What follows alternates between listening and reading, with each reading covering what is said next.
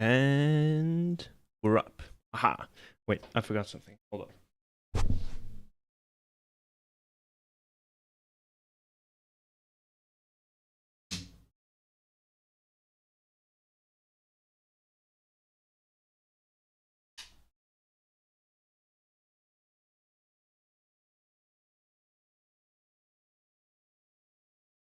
There we go.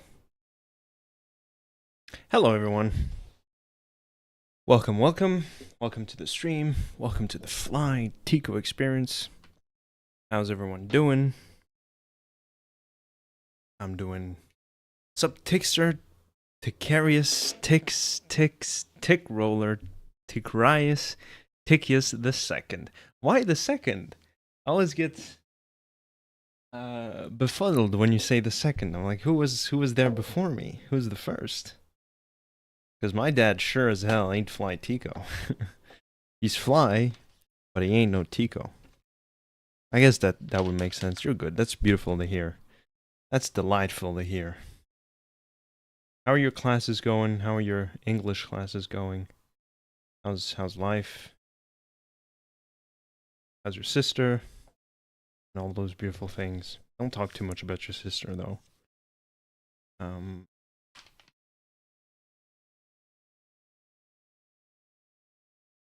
more. Hold up. Ignore me while I'm doing my business.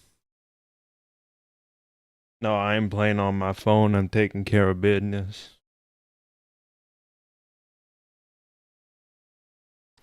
My sister is with my mother at my grandma's house. That's so sweet. That's beautiful. Your abuelita? To, a sister. Hermana? Tu hermana es con tu abuelita? Sí, tu abuelita. Oh, that's sweet. Abuelita Ravik? Oh.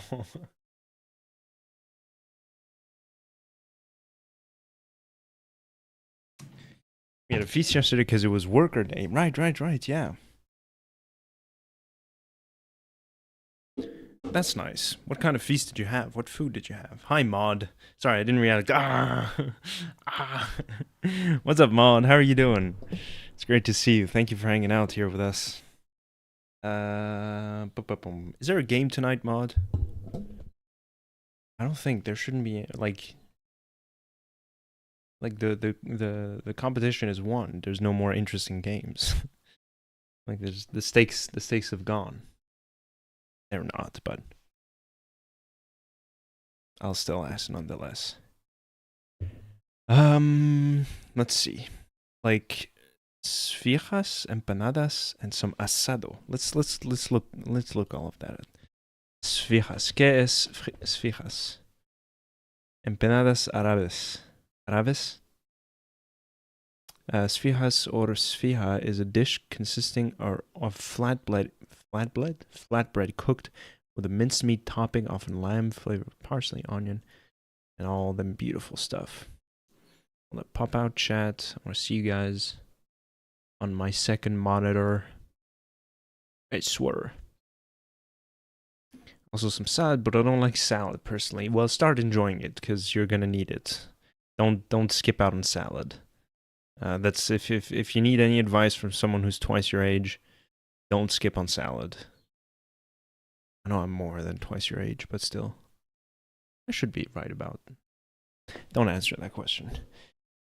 I'm still on the growing age. Yeah, you can afford to skip on salad, but as soon as you can, as soon as you feel like you're in a phase where you will start loving salad, get on that stuff. You need the fibers.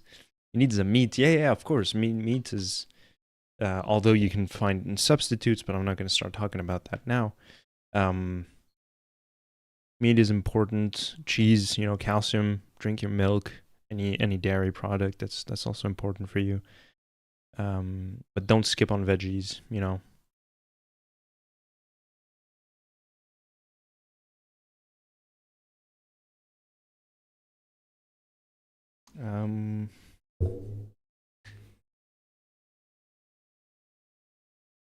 Okay, so on my end,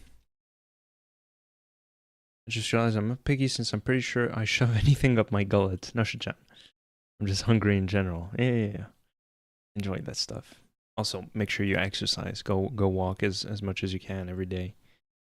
Um, don't be like me. I started playing a game called Pillars of Eternity, developed by Obsidian, I think.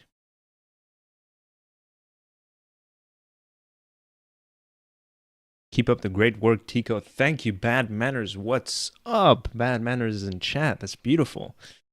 Uh, how are you doing, my friend? It's great to see you. Oh, my wisdom tooth, my wisdom tooth is coming up. Ah, God. I hope that'll go well for you. I had to get mine removed. It was the most painful operation I had to go through. I had all four of them removed because it was pushing my teeth way too much, right?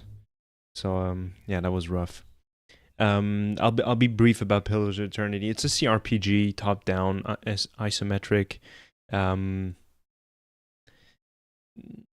turn based. This one is real time with pause, which I'm gonna make the point here real quick, just off the off chance that like someone down the line sees this and could kind of relate. I don't think most people in my chat will kind of not understand, but will care much about this, so I'll just put it out there. So there's basically two ways of offering an experience in a CRPG, a la Baldur's Gate and all them. Pillars of Eternity chose the real time with pause one, as opposed to the turn based option that there is in namely Baldur's Gate 3. I don't like the real time with pause. That was my first experience with a CRPG, namely Baldur's Gate 2, was real time with pause, and I really didn't like it. I thought it was just too messy, I should say. Turn based really gives you a better control of character placement and stuff like that. And but that being said, the point I want to make with this is that in Pillars of Eternity, it's kind of warming up on me. You know what I'm saying? I'm starting to kind of get what is expected of me in this style of play, and I can kind of play around. But ultimately, I do feel like turn-based, because Pillars of Eternity 2 gives you the option of either turn-based or real-time with pause. And although I'm a little concerned because I've heard kind of horror stories about how it's bugged, the turn-based option in the second one. So I have to see how it pans out, but I'm more looking forward to that because I feel like it's ultimately better in my experience. But that being said, I'm kind of warming up to the real time with pause, understanding more what is expected of me. Blah blah blah. All right, now I'm gonna catch up on chat. I don't think I have to remove it because my mother said that if it doesn't hurt when it comes out, then it's fine. Yeah, no, exactly. Yeah, sorry, I didn't want to start scaring you out the get go, Rabik. See how it pans out. I know my mother had her wisdom tooth come out, and she was perfectly fine. She still hasn't removed them. She still has them, and she's good with it. You know, I believe my father as well. My younger brother, I think, also still has his. My older brother got them removed. So still working on paperwork, but yo, everyone, that's what's up. I hope it's going well. I hope it's not tedious or anything, but it's a delight to have you here with us, Bad Manners. We appreciate you taking the time out of your busy schedule for this, and if this can be any reprieve to you, any relief, it's a beautiful thing. You haven't eaten since you woke up. Get on that shit, Rabbit. Come on. Because what time is it in Argentina right now? It's got to be. You guys got to be like 7 hours behind. 7 to 8 hours behind. I can't imagine because it's 7 p.m. right here where I am. And I'm assuming it's like 7 or 8 hours. 2:13 p.m. Okay, so you're 5 hours behind. Okay, interesting. What so eat, Rabik. My doctor told me And this is different because you're younger than me. But my doctor told me that breakfast, it's good if you eat it, but it's not necessary. That's what he told me because I don't eat breakfast. And so when I asked him about it, like health wise, am I cooked? And he said it's good if you eat it, but it's not necessary, right? You'll be fine without your breakfast. Especially since I don't live a very active lifestyle, I should say, right? I spend most of my time writing. I go out sometimes for a walk, but ultimately I live a very sedentary lifestyle. And so in my case, I can. That's why I was worried. You don't eat breakfast. You should, though. At your age, you should, Ravik. Even if it's just a few fruits, a couple manzanas, a couple of bananas. Just wait until dinner. Now, Ravik, stop. You need to get on that stuff. I know I'm not at all placed to say anything about you and your life, but I'm saying this out of concern as your big brother. you need to get on that stuff. Please eat. Okay, BRB. Yeah, go get yourself some, even if it's a light snack, just get some food in your system. Otherwise, you won't grow properly. Anyway, have I played Final Fantasy Remake? No, I don't really like those games. Never really cared much about that franchise.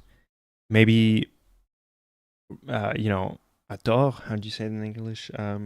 Maybe I'm wrong about it, but that was not what I'm talking about. I was talking about this game called Pillars of Eternity, developed by Obsidian. Recently, they came out with the third installment in the series called Avowed, from what I understood, it being the third installment in the series. But it has two modes. Yeah. So those are the two modes I'm talking about: real time with pause and turn based. And ultimately, the point I was making is that. Sorry.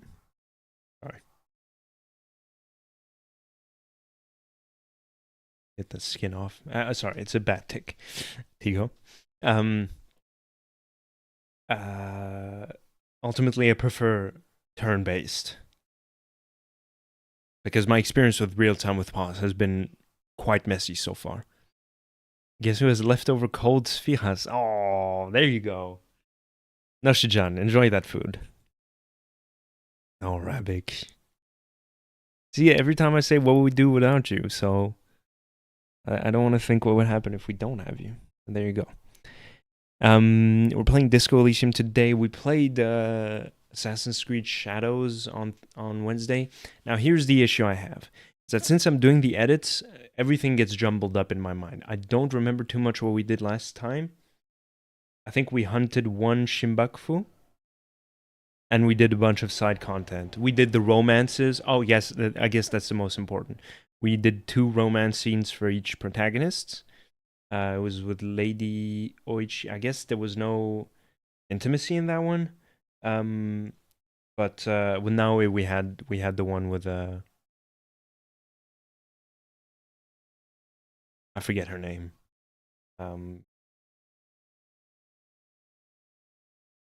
Katsuhide, something like that. When the yes, exactly. Let me just give a heads up to the sushi.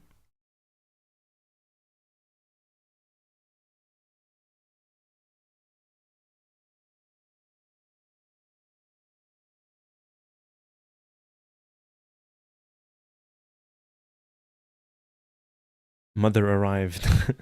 is that a bad omen?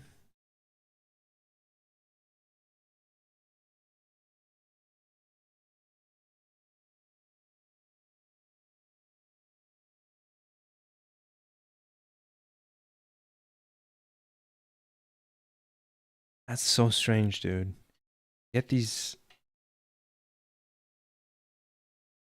spam messages on one of the messaging apps I use. She's saying, I'm looking for someone who can boost our cafe's online using Google Map. Salary is 500 to 1200 euros daily. Can I show you how it works? I say yes because fucking that sounds like good money, but that is obviously a scam. Don't fall for it, people.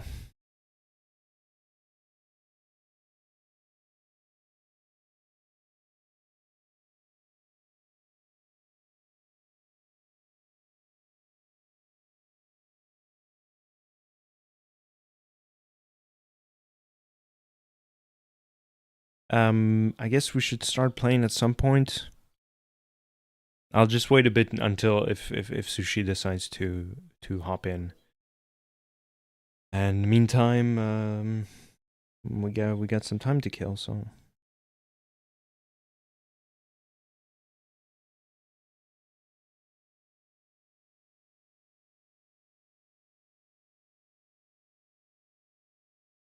let's check out what we can do. Maybe I want to play a bit of Hollow Knight.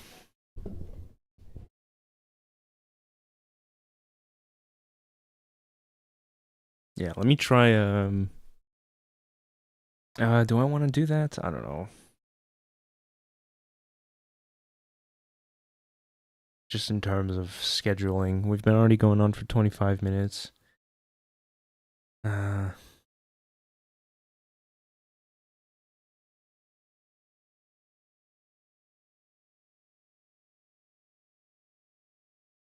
me play a bit of Hollow Knight. Screw it. You are the schedule, Tico. Appreciate that, bad manners. Let me get the volume up and do this.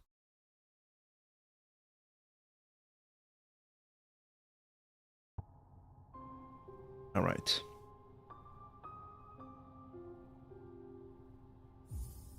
Spoiler warning for Hollow Knight, by the way. Because I'm going to be playing the final boss. So if you haven't played the game, tune out right now and come back. I'll be doing this for a bit until Sushi arrives, so... Not sure exactly. So yeah, this is your last chance.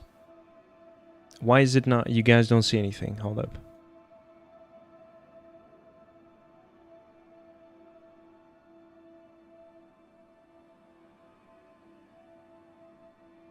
There we go. Golly.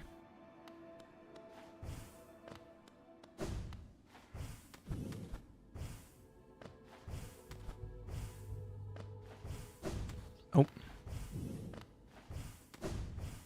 Oh, how do I do this? How am I... Oh, god damn it. Forget how I'm supposed to do this.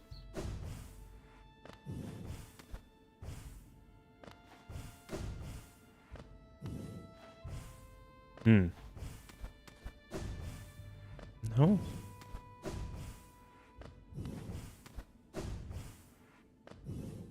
What? Oh, does it get closed afterwards? Gotta go, Tico. I'll be listening, but I won't be chatting. Sorry. Don't say sorry. Don't say sorry, Ravik. You do your thing.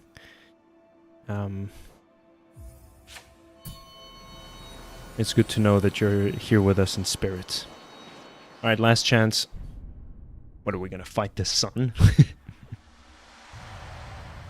And for anyone joining in, being confused, like, I thought I was gonna watch Disco Elysium. I'm killing time here.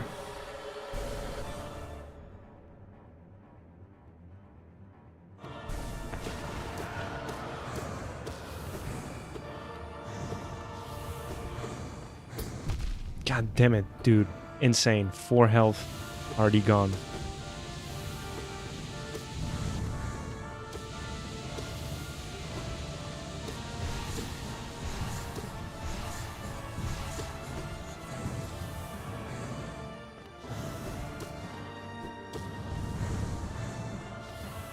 Wild.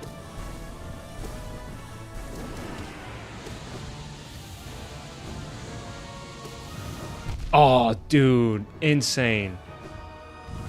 Fuck, man. That's crazy. What an insane challenge. Golly, dude.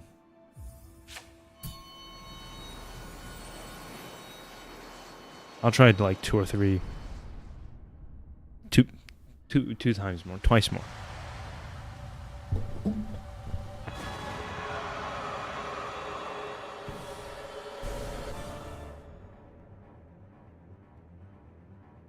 Ever played Cuphead or intended to? I have played it with a friend back in like 2018, but we bailed because he would get upset when we lost, and I was like, well, that sucks, and I don't want to play the game alone.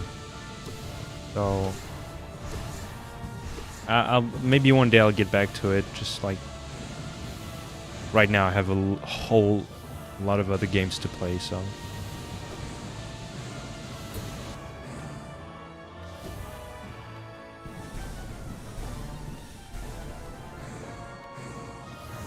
Crazy stuff, dude. Holy shit.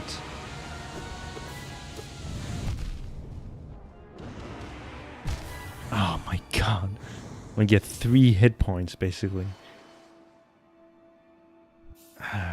Alright, last chance. Bullet hell nature of this kind of reminds me of that in a way. I hear, yeah, I can see it. It gets wilder in Cuphead, though. There's some crazy fights in that game. The one on the amusement park ride. Insane. Oh, come on. What the hell?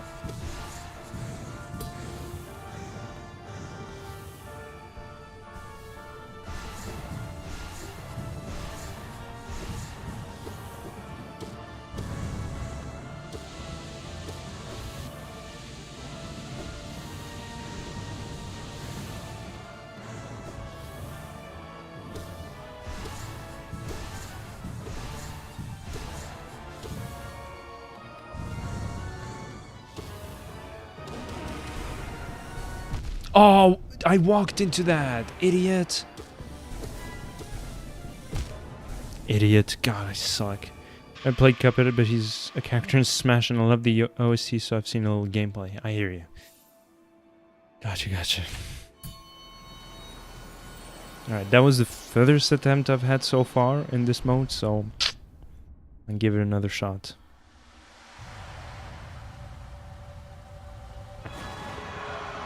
Still can't believe I beat it once, honestly.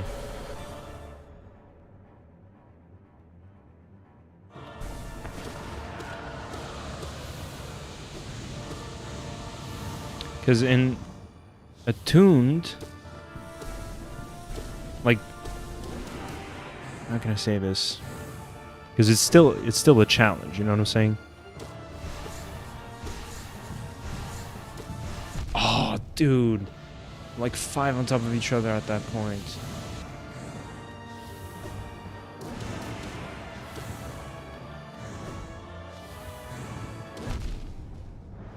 Unfair. Celeste or Hollow Knight or in Smash 6 you're buying a copy? No. Honestly, I know it's a bit of a bummer, and I'm not trying to be flippant or anything, but I quite honestly genuinely hate those games.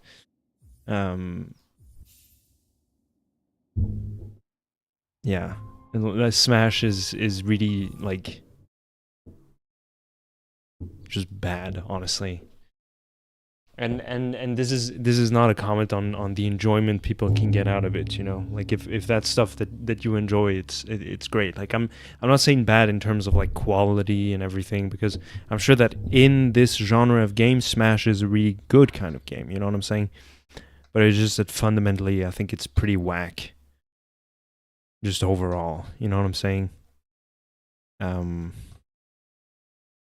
So yeah.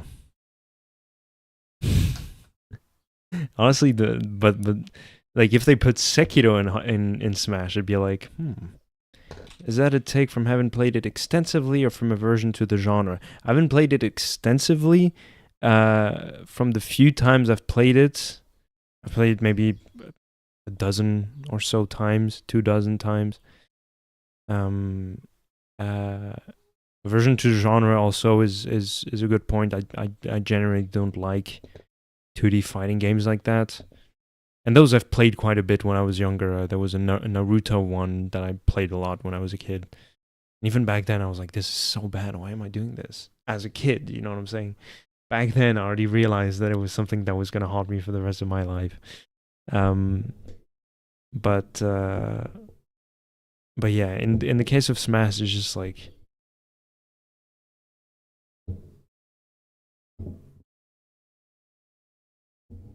because like Nintendo does this, right? They take, you know, like Mario Kart is a racing game, but with the Nintendo Switch to twist to it, right? Smash is a 2D fighting game with a Nintendo twist to it. Super Mario Party, Mario Tennis, Mario Olympic Games, and blah blah blah, right? And like Mario Kart is amazing. You know what I'm saying? Question about Naruto Ultimate Ninja on the PlayStation 2. Wow, that's crazy. Yeah, that's exactly the one I had when I was a kid. That's crazy. So funny that you just pull that out like that. Because I even forgot the name of the game. I just remember it was Naruto, and I would play. I would get my ass whipped by. I don't know how you guys say it in English. Orochimaru, whatever. Hi, Ice Bear Tico. Huh? Hello, Ellie. How are you doing? Great to see you. All right, we're gonna launch Disco Elysium. Sushi be damned. You'll miss out on all the fun. What's happening?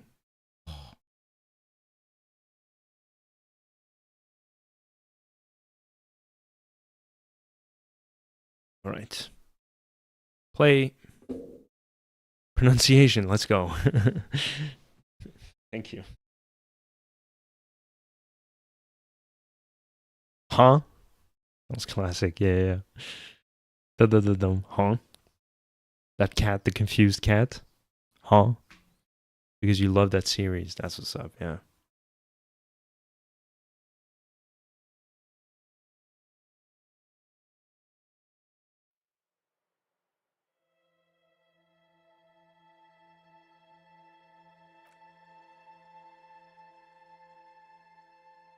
Okay, I'm gonna say this now that Sushi isn't here.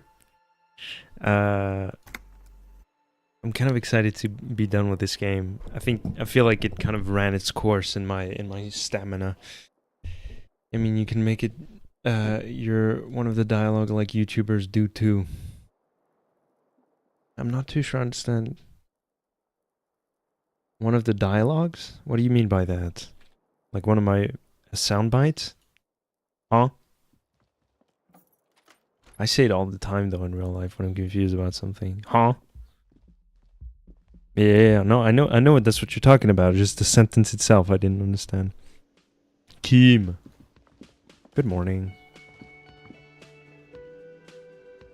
Yes?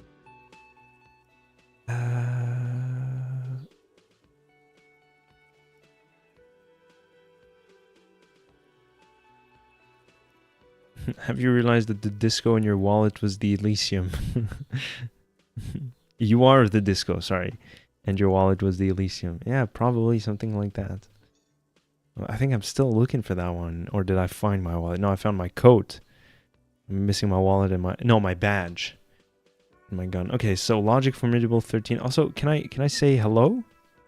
I missed you? Why did the 41st send me? You pick over what's left of your frontal cortex, but no compelling explanations emerge. Oh, I hate this shit so much, dude. I just want to load the save real quick. And save scum it, because this is so stupid. God, I hate this shit so much. Okay, so who are these two people now? You look like shit. Your ruffled face reflects in the man's sunglasses. And I don't mean that as a metaphor. The last couple days have been rough. Oh, don't be so modest. We're looking at several months worth of damage here. Kind of a miracle you're still up and at it, to be honest. Oh, come on, Jean. It looks like it's been a rough week on him. Horse-faced woman, what? It's not just this week. What you want? Don't even try to win him over. You won't.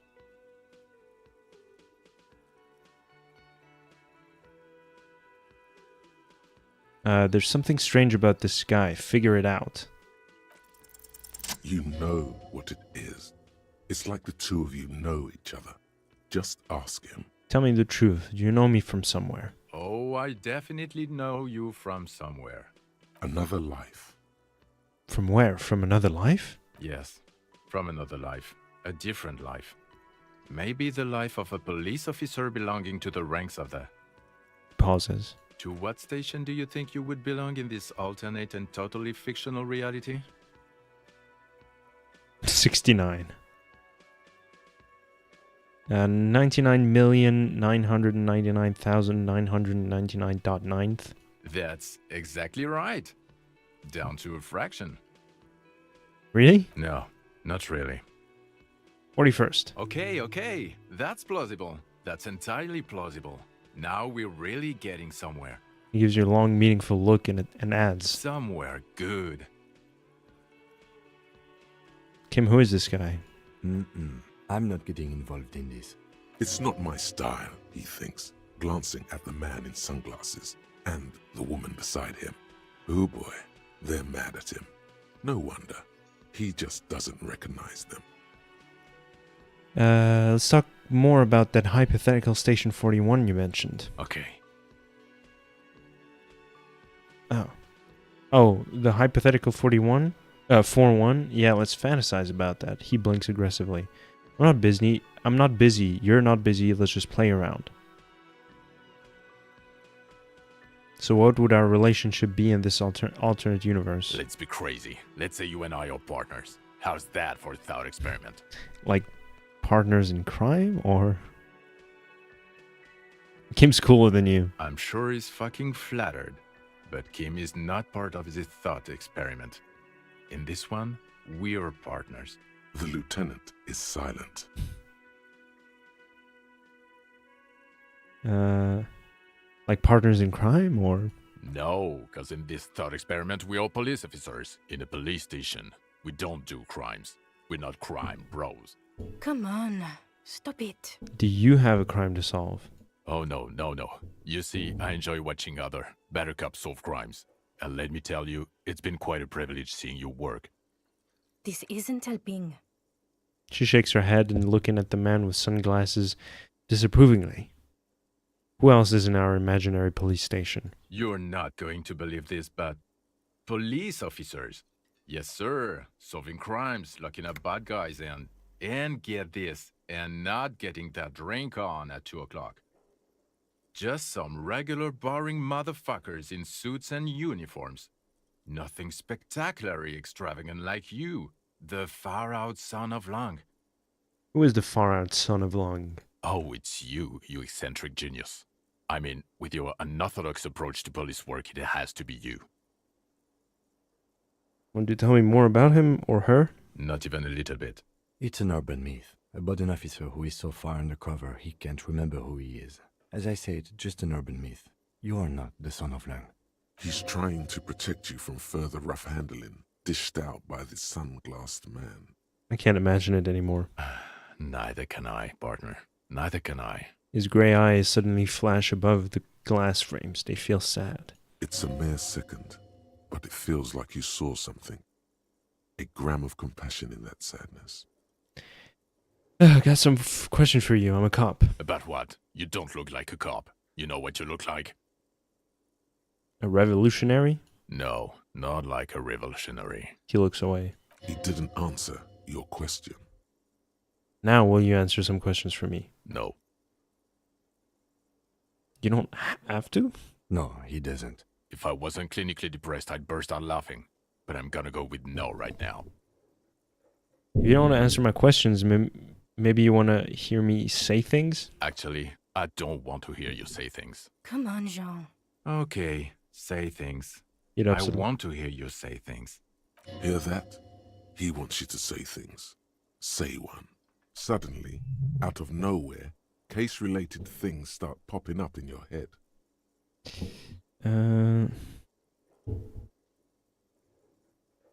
Okay, I'm doing this investigation, and it turns out he was shot and hanged. You think he was hanged as a cover-up? To hide the shooting? Hey, why am I telling you this? I don't know. Why are you? He gives you an odd look. Who knows why we do the things we do?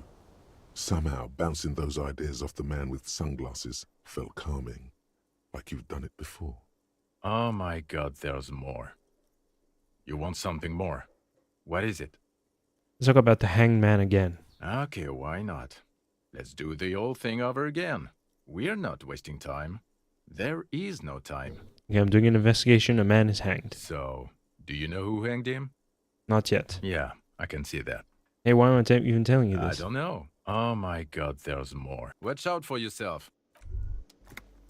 Okay, the man with the sunglasses and his hypothetical Station 41. Weird, right? I know, super weird. There's something missing here. Something you can't put our finger on. You know what? Just ask him. I know it sounds crazy, and you'll probably get laughed at. But still.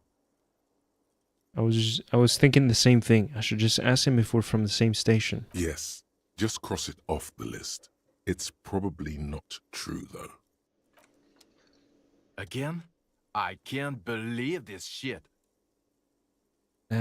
Look, I just have to ask. Are we from the same police station? I'm going to say no. Just to see what you'll say to that. What'd you say? Yeah, probably not. I don't remember you from anywhere. God fucking shit. He pinches the root of his nose. None of this is great news for him. Okay, I was clearly wrong. He is a firefighter, male nurse, animal control agent, something of that kind. Not a cop. Go on with your cop work. Don't let me stop you again. Okay. And her? The woman in an RCM patrol officer's uniform winces as she notices you. I would really prefer not to talk to you right now. A patrol officer is the lowest rank in the RCM, below lieutenant and sergeant.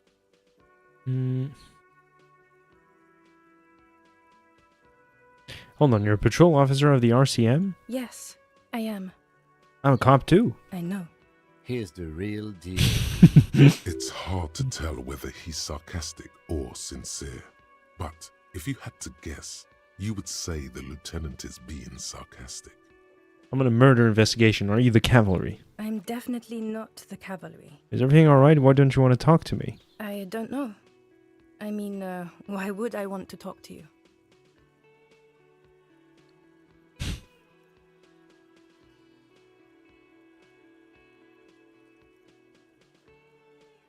Have I wronged you? I've done that to a lot of people. No, you haven't wronged me. It's okay. She shakes her head and breathes out. Something changes in her. It's pity. Pity comes over her. Okay, fine. Let's talk. What did you want? What does one talk about with a fellow officer? So what precinct are you from? What precinct? She just sighs. Am I from? God, he doesn't know. Who is he? Fucking deranged lunatic. Something's really bugging me. Are we or are we not from the same police station? God damn it, you leave her alone. Keep your weird bullshit to yourself and be professional for once, for fuck's sake. Dude, this is so... like, what the fuck is going on? Can I actually help you with something? She looks at you apologetically. Yes, of course. Preposterous. I mean, you would remember if they were, right? Who forgets their squad mates? That's not possible. Are you with him? Point to the man with Of sunglasses. course I'm with him. Why do you ask?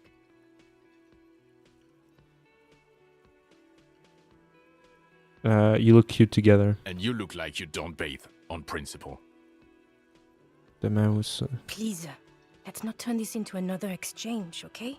You're the police, right? So, cool, so am I I. don't know what to say. Don't say anything, Judith. Wait, is he police? Me? No. I'm just a man with sunglasses. I like wearing sunglasses inside. Sunglasses and a fucking wig. Okay,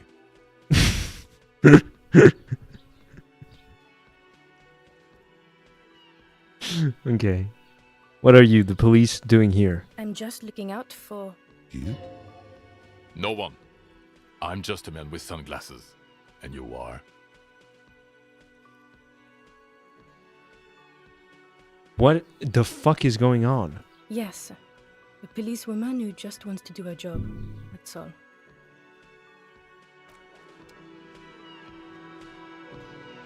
I'm so confused. Oh, hello, dear. There you are. I've got nothing to say to you. Why are you wasting your time? She crosses her arms. Are you the hardy girl? I am not. You could be Liz. You could be anything. You could even be a model. Even a mod? Glenn, I went to law school. I am an attorney. He's right. With a face like that, she could be on the cover of Le Debutante International.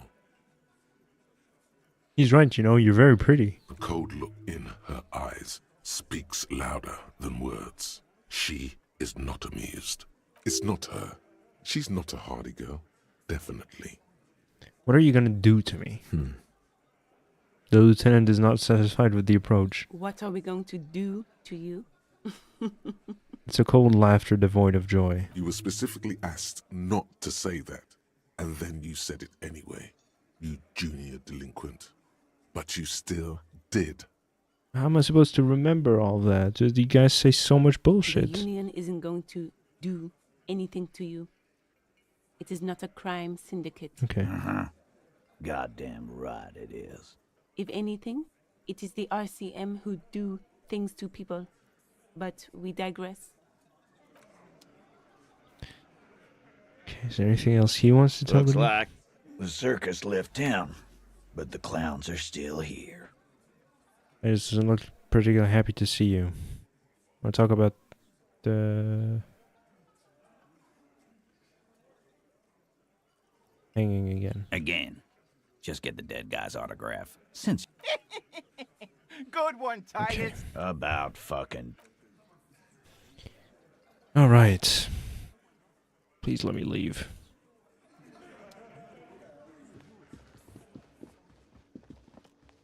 What do we want to do now?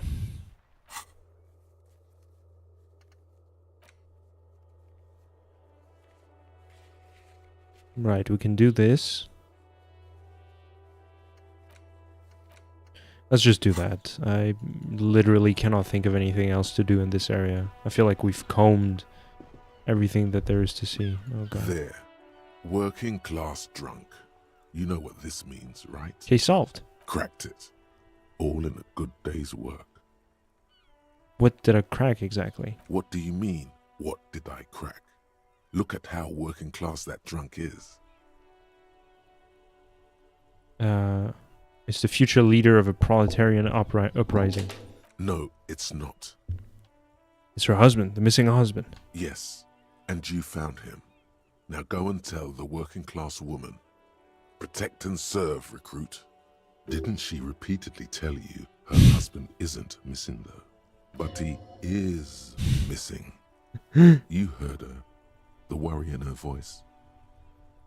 Give me champagne, I'm going in. There's no need for champagne when there's honor, recruit. Go and tell the working class woman what you found right now.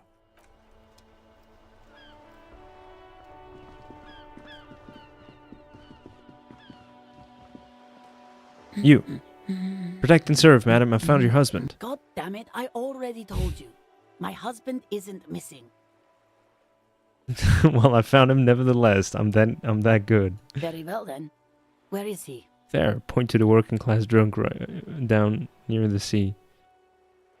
Excuse me? I don't follow. There's something else hiding in her voice though. A trace of worry. I found a working class drunk and I thought he might be yours. Right, 'cause working class women come with alcoholic husbands. You know what? Remember, about that what. Never ever say what. I'm not saying what. You were right. I do have an alcoholic husband. Although not that one. But you told me your husband's alright. I did, and he is.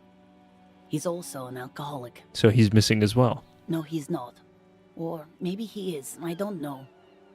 He's probably in the park or in Shamrock somewhere, drinking with his friends. She looks away. I haven't seen him for... Well, to hell with him. She's completely forgotten about her book, staring blank into the distance instead. There. She's worried now.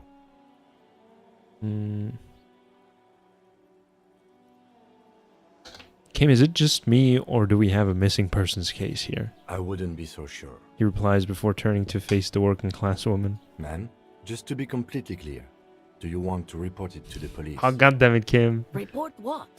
He's just out drinking with his friends. I'm sure the police has better things to do than to chase down local goofballs.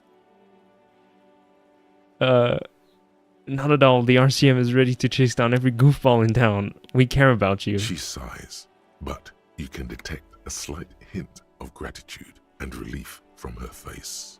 All right, go ahead. Do you have any questions? What does your husband look like? Honestly, not that different from you. So let me guess, he's disco. Oh, thank God, no. It hasn't come down to this yet.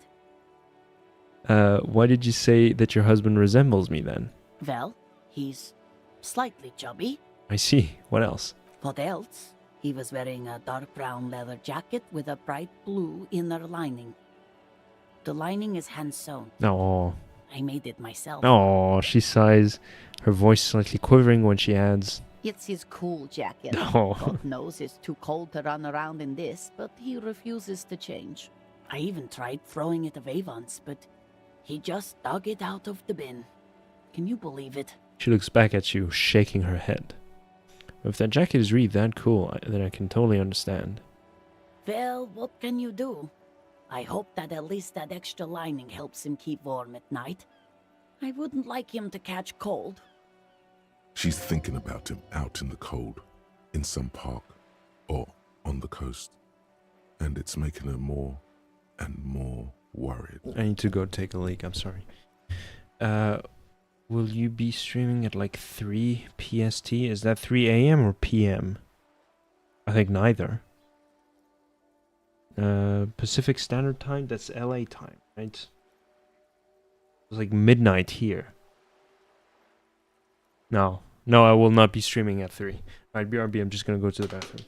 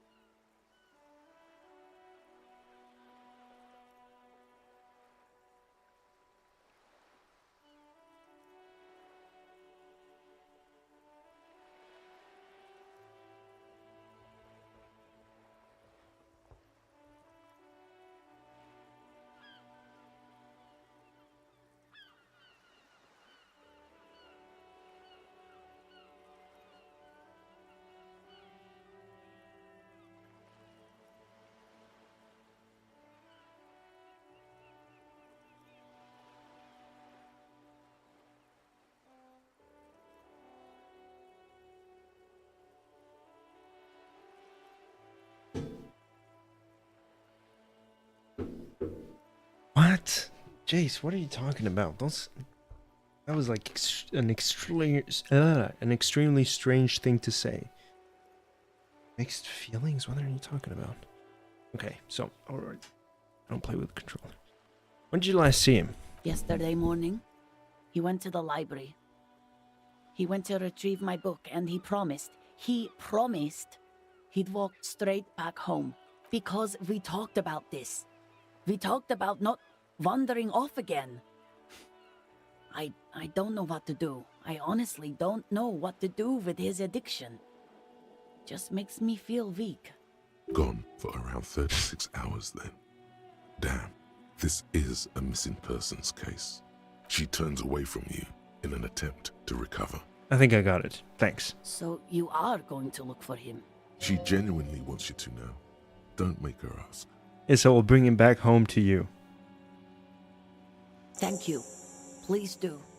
Even though I'm sure he will return home by himself. I'm still sure of that. Timed out.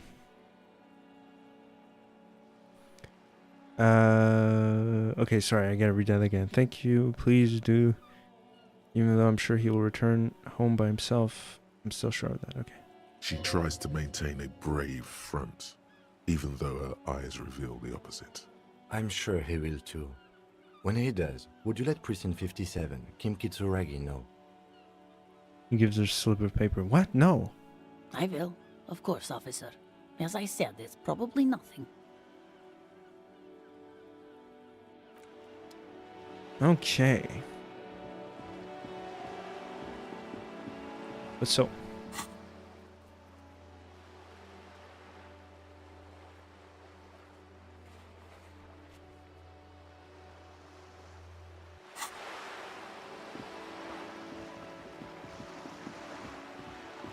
Oh God, what am I doing? Where am I supposed to go?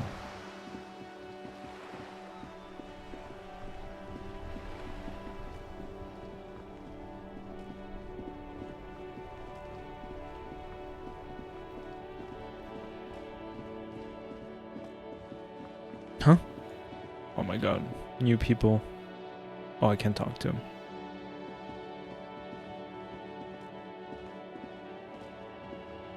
A rusting control panel. You grab the handle and pull the lever up. As soon as the metal connects against the contact pins, you hear a loud clunk. Then, the water lock starts moving.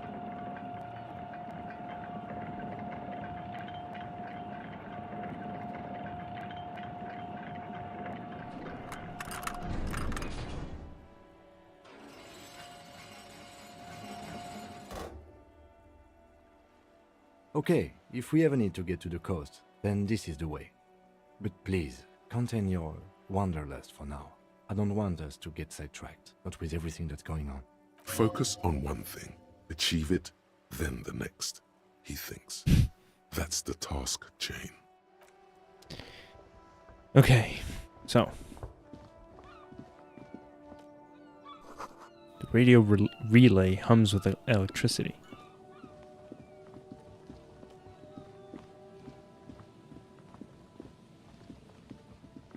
Okay, hold up. I want to check what's over there first.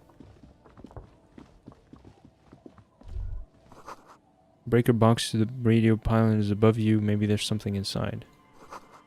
Ahead, decades-old concrete defenses. Children play on them now. Sweet.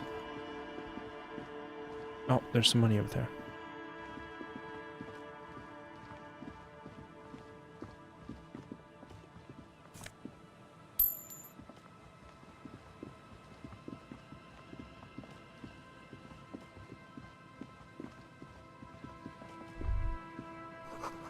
Traffic beyond the gate, more abandoned motor lorries.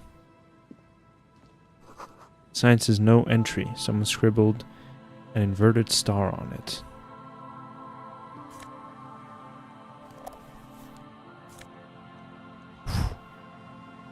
Nice.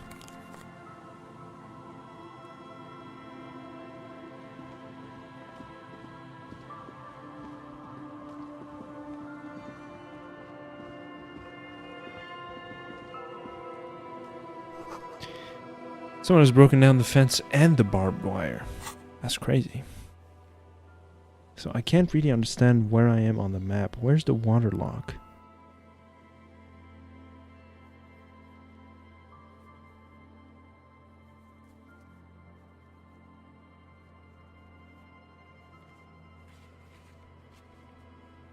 Guess it's gotta be this thing right here. This whole area. I don't know. I don't care.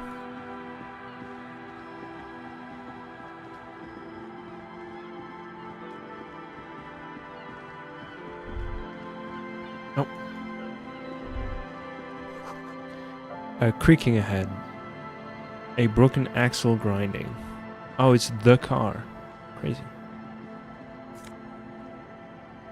Banged up fuel canister. 12 reals.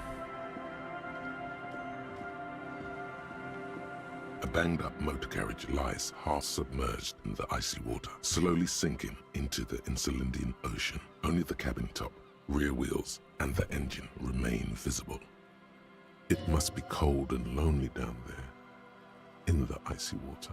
That rebel who jumped the canal and broke the waterlock, this is their doing. This is where the rebel who jumped the canal ended up, not so daring anymore. No, not so daring at all. Let's investigate. I agree. We should definitely investigate. You get a sudden, sinking feeling. Stomach acid comes up as you look at the motor carriage in the deep, dark, cold water. Why the doom and gloom? It's just a sunken motor carriage. Some motor carriages are bound to end up in the sea. Run your hand over the cold metal. The motor carriage is properly stuck in the ice. Getting it out would require a team of specialists. What is the make of this motor carriage? Can I see a logo? The logo is too deep in the murky water. You can't make it out, but you do see a monkfish float by. How long has it been here? The ice hasn't closed around the vehicle yet. My guess is it's been here since last Saturday or Sunday. Well, looks like Jacob Irv's journey came to an abrupt end here. Your mocking tone finds no response, but the motion of the waves. Did you say something, Lieutenant? I did not. But I'd say it has been here since last Saturday or Sunday. Your mocking tone finds no response, Yes, but yes. the motion of the waves. Crazy recklessness. Yes. Crazy recklessness. I'd say it has been here since last Saturday or Sunday. You said that already. Your mocking tone finds no response, but the motion of the waves. Yet another case of the engine displacement triumphing over the driver's IQ. Yes. Clearly, this is a triumph. I'd say the vehicle has been here since last Saturday or Sunday. Your mocking tone. Yes, quite. Okay, what should we do? Let's wait for the low tide and see what's inside. Great idea. Then we can get the things inside. The joyrider must have left something good inside. Guns, papers, maybe a cool jacket. A joyrider jacket. A joyrider jacket. You feel a strange connection to this joyrider. Maybe he's from some kind of joyriders district and likes blue and white racing livery, like a cop would. How long will it take for the low tide to come in? I don't know. An hour or two, tops? Sit in a swing and wait for the tide to recede.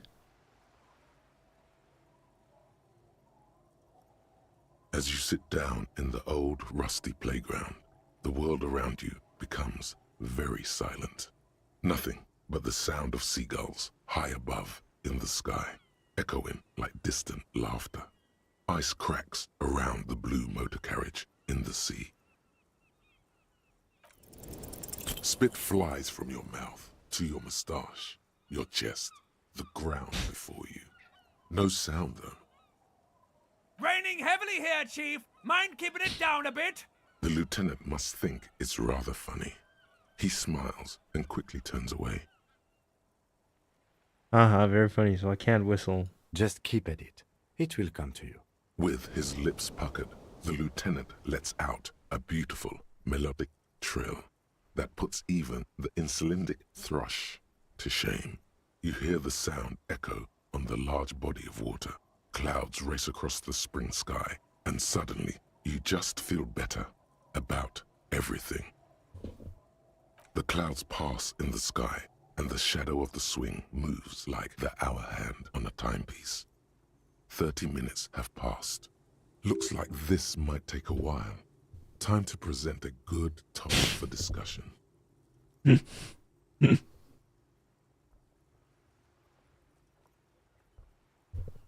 Oh, so was your dad also, point to your eyes? I'm pretty sure I told you already, didn't I? My dad and mom are both half Seolite. I don't know who my mom or my dad was. Clouds on the horizon grow darker, and the shadow of the swing set keeps climbing. You hear the distant rumble of the city. 30 minutes pass.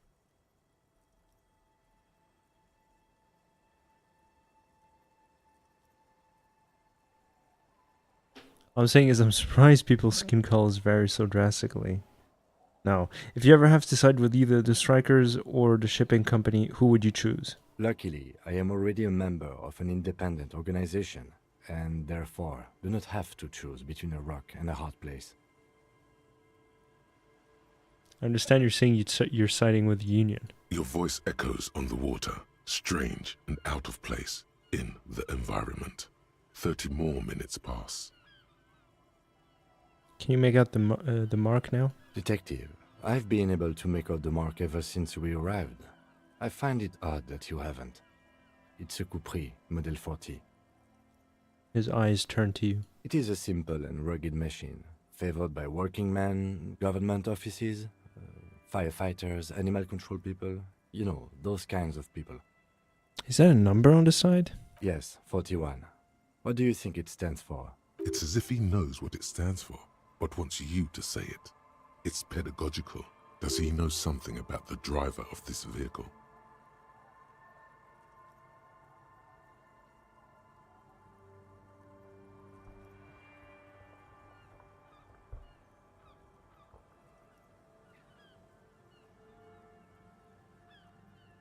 I hate guessing. District something, a precinct, something municipal.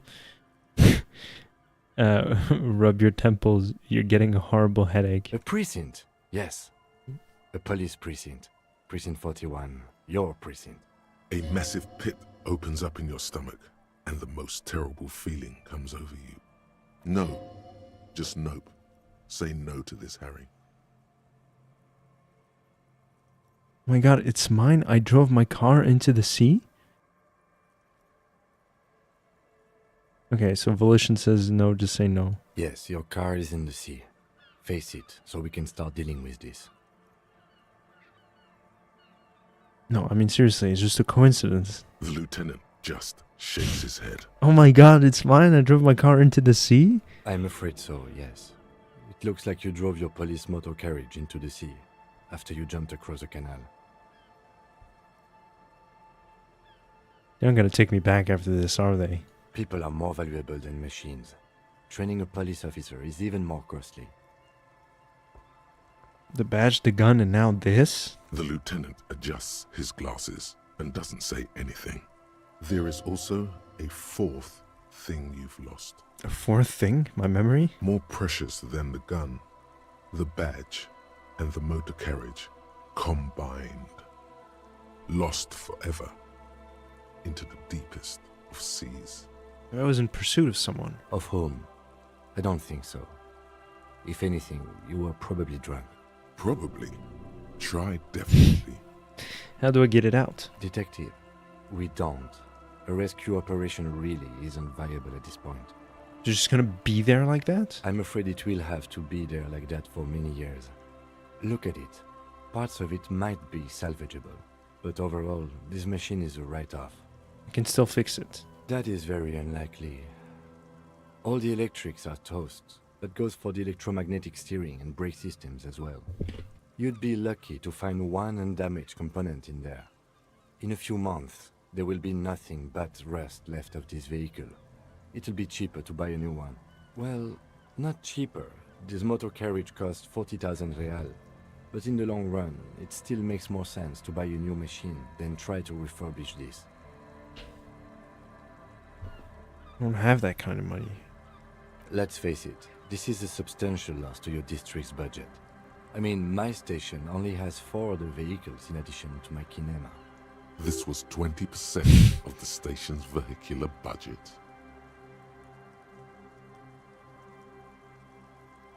At least I can see what's in there now. Oh, my badge? My gun? Yes, let's go take a look.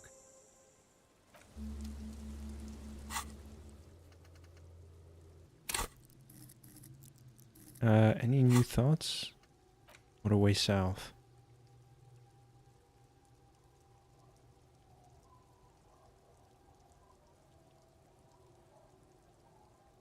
Yeah, let's do that one.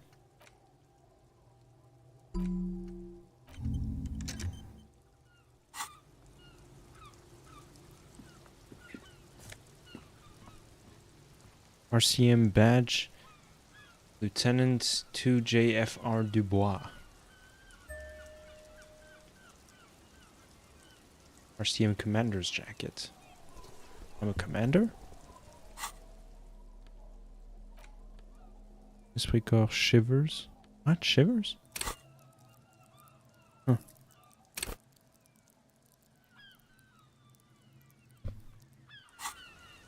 I don't think we've ever had a Shivers check before.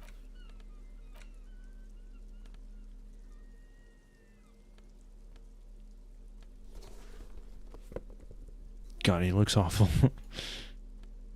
And then... interact. A police badge on which you see the photo of a man. You. Some seaweed is stuck to the back. I found my badge. At least something good came out of all this. Study the badge. Encased between two durable plastic sheets is a bluish card with lines of information and a watermark in the shape of the street grid of Revachol West. You see a photo, a name, a rank, a document number, the date of issue, and, in the lower right corner, your precinct. Look at the photo. The man keeps winking at you with his green-grey eyes. The photo is old, no doubt about that. Have returned such an important part. Yeah, we found the badge. It's a big deal. Did you ever play this game? But the badge is new. You used an old photo for a new badge. Good choice. A newer photo would look different. How old? 8, maybe 10 years. The guy in the picture is rather good looking. He's got a nice haircut and is distinctly lacking in massive sideburns. I know everything about this game. You're fucking with me. I have a feeling that you don't. I just feign naivete. And he's winking. Why? What do you think? His face is already contorted by the expression, although it looks less grotesque on him than it does on you now. The badge in your hand shines as you rotate it, catching light. You see lines of information on it, and a shining watermark. Name, Harrier Dubois. Harrier? That's long for Harry. So you are Harry. Evrard was half right. Probably not a lot of people know your full name. Whoever told him you're Harry Dubois didn't. What kind of name is Harrier? It's a wartime name. Revolutionary. The kind mothers give their sons during troubled times. Like Undying or Boxer or Ironhide. Harrier Dubois it is, then. Pleased to make your acquaintance, Harrier Dubois. That's a beautiful thing. You can choose your name or reject it, and pick a new one.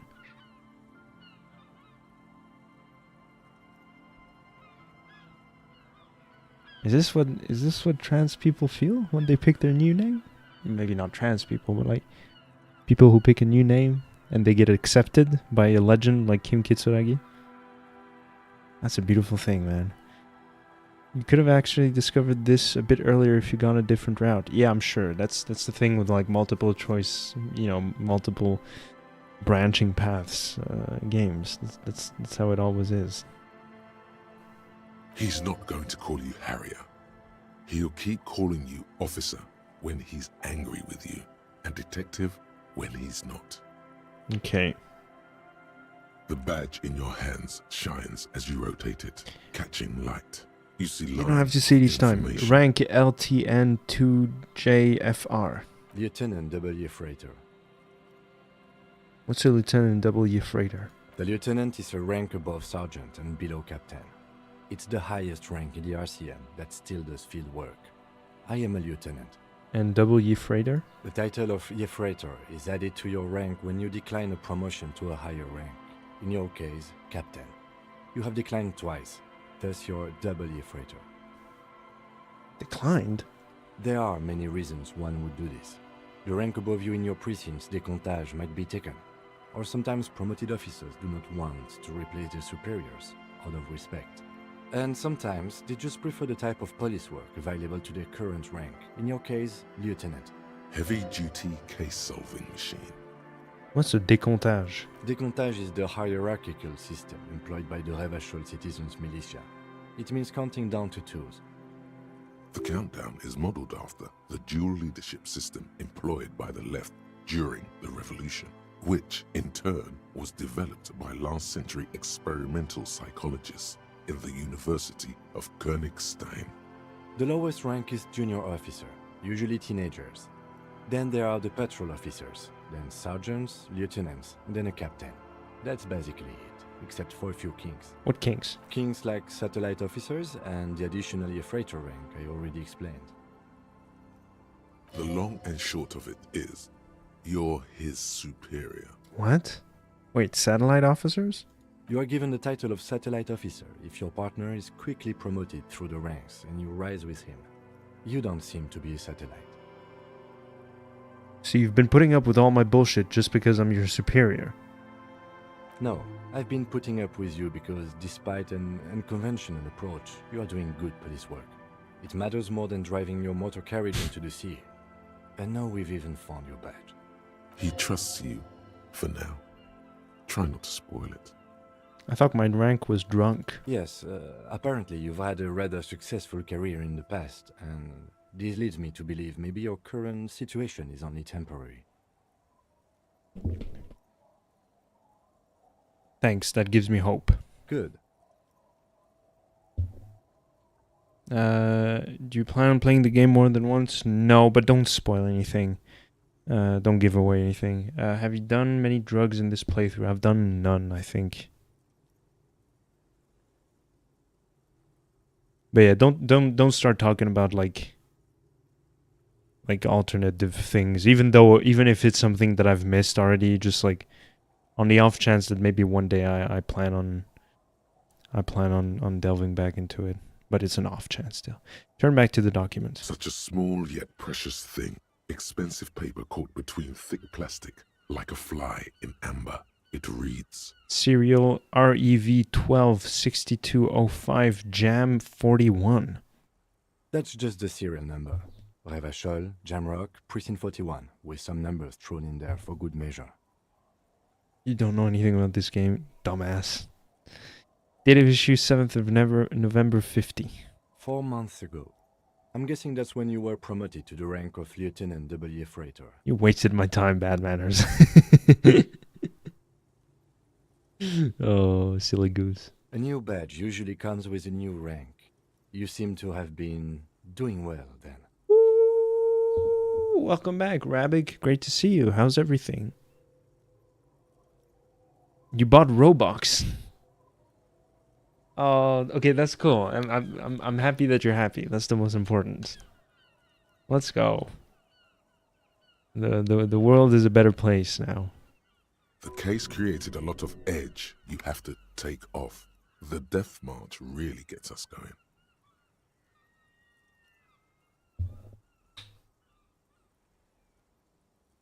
You're pretty sure you weren't doing well, but better? Probably yes.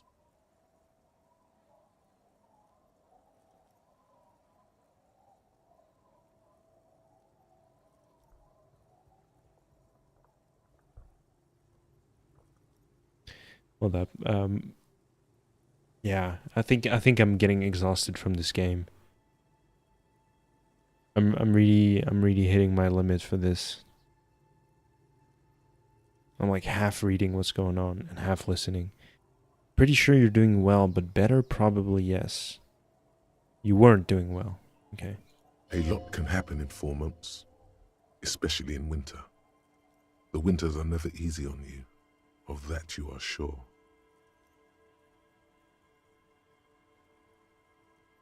I remember that time!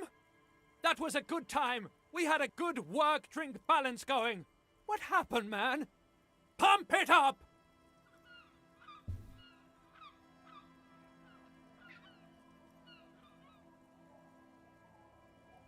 Since you refused to explain what was going on in this game, I didn't refuse, bad manners. It's just like I don't know what's going on in this game. Genuinely, I'm not trying to gatekeep the story. I'm just genuinely confused as to what is going on in this game. I'm still figuring it out. You had to watch some explanation video, and while I didn't make it very far, literally to this car, I did get the whole point of the story. Gotcha, yeah. I'm interested to see what not doing drugs does for your overall narrative. Yeah. Me too. That's why I haven't done any. Precinct 41? Yes, it's the designation of your precinct. 41. Like mine says 57. The 57th is mostly industrial harbor. A lot of asphalt. The 41st is... He stops. What? It's a tough station to work in. You have all of Jamrock to cover. That district should have 3 precincts, but money is what it is. It's no wonder you are like you are, he thinks. But then again, it's a legendary district, and a hell of a station too. It must be an honor and a curse to work with people like Price, McCoy, Berdiaeva. Roberts, Feuerbach, Dimitri. Suddenly, names from your decomptage flash in your forebrain. Be happy, do drugs or something. What's up, Axel Ocean? How are you doing? Welcome to the stream. What a surprise. I didn't think you were going to be able to make it. But here we are. It's a beautiful thing. Make yourself comfortable. Get yourself some snacks. I hope you're doing better. As better as best can be. In your current situation. And you? Is it an honor to work with you? Don't ask him. Ask yourself. The badge in your hand shines as you... Alright. I guess I can go talk back to that other lady and show her my badge. The bottle drained of all its booze is frozen in thin ice. In the ice. It becomes serious as the day humanity explodes. Oh boy.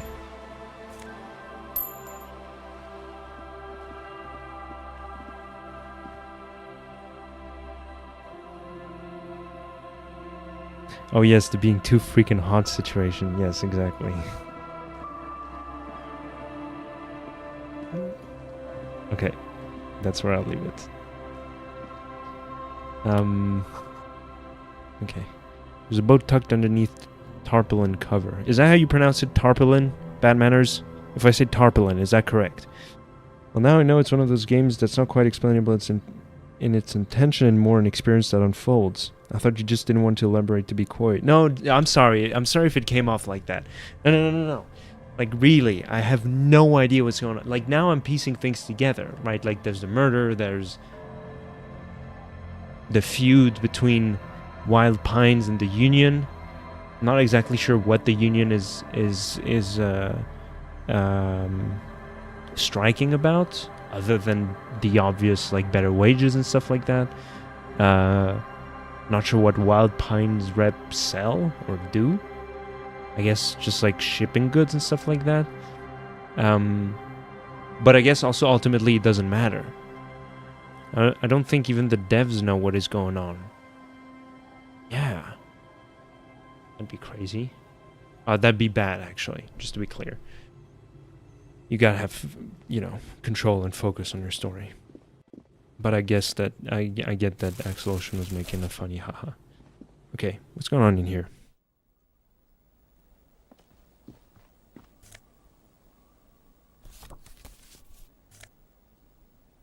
Bow knot drama? I'm gonna keep the tie, though.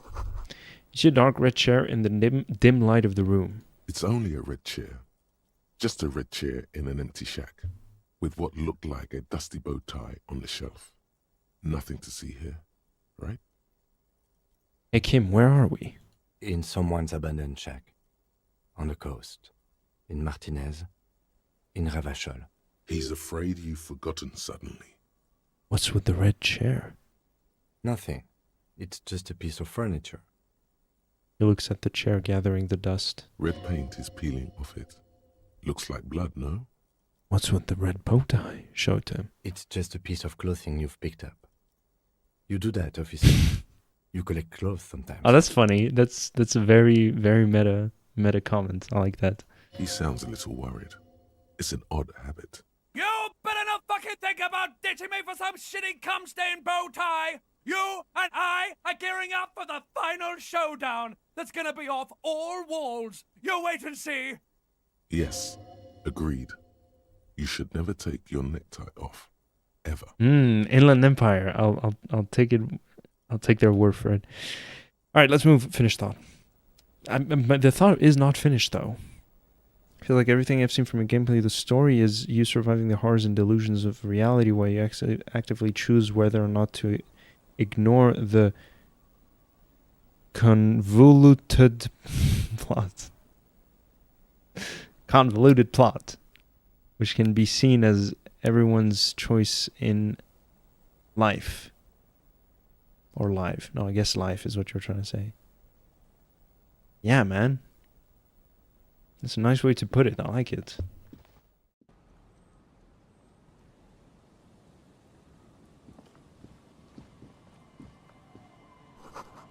Through the broken glass, dusty shelves, and a forgotten chair.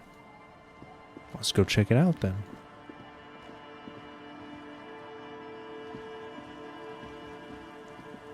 He's gonna walk all the way over there. The map sucks, honestly. I mean, it's a cool concept, but it's just utterly useless. Okay. Right, okay, I didn't come this way.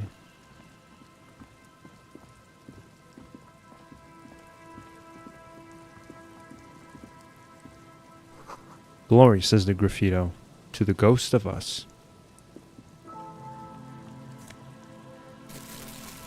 We're gonna be so rich. Someone has left their music collection beneath the tarpaulin. Let's fucking go. Smallest church in Saint-Saëns. There we go. Gonna start playing some music. Karaoke tonight at 9. The swing is missing. No one's been here for a long time. This is so depressing.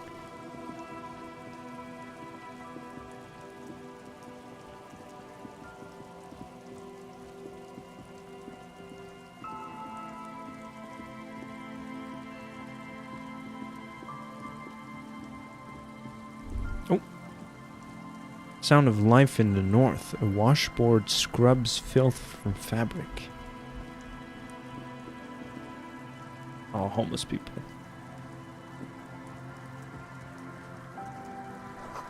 Bushes are too thick and thorny to pass through. Really? Okay. Cinder blocks charred and a makeshift fire pit with magazines for lighting.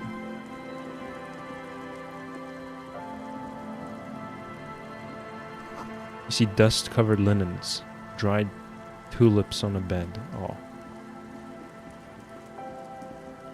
Allez-vous-en. What? What did it say? Oh my god, hold up, I'm gonna check the VOD. I missed what it said.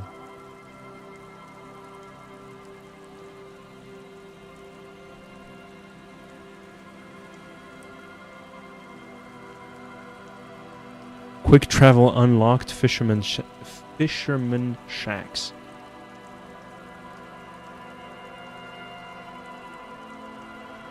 What? White curtains have been drawn shut. No looking in. A wedding stone, well worn and covered in rust.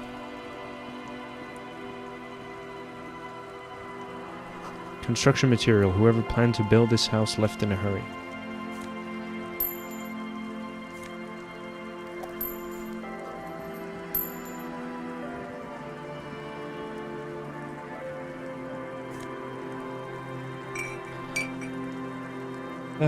Prevalent theme in this game seems to be that doing the right thing is often more difficult and not worth it, which I think is kind of cool, especially if you intend on doing a high honor playthrough. Yeah, that's always how I go about it. I wonder if Morality Sister is better than RDR2. I don't remember our morality being particularly bad in RDR2.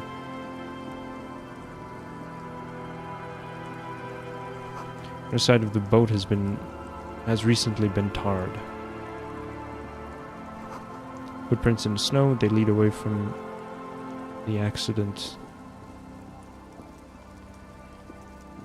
Precisely? Precisely what? Seems the walker was entirely very confused or drunk or out of his mind. But there was in fact one. Oh no, you misheard what I said. I said I don't remember it being particularly bad.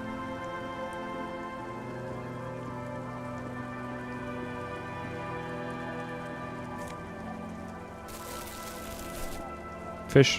What are these doing in the fish? What are what doing in a fish? Oh my god. Franco-Nigerian cavalry boots. Perception. Composure, savoir-faire. Hell yeah. What the hell? Hello. Hi, officer. Lillian the net picker. Woman in raincoat stands on the quay. How'd you pronounce that?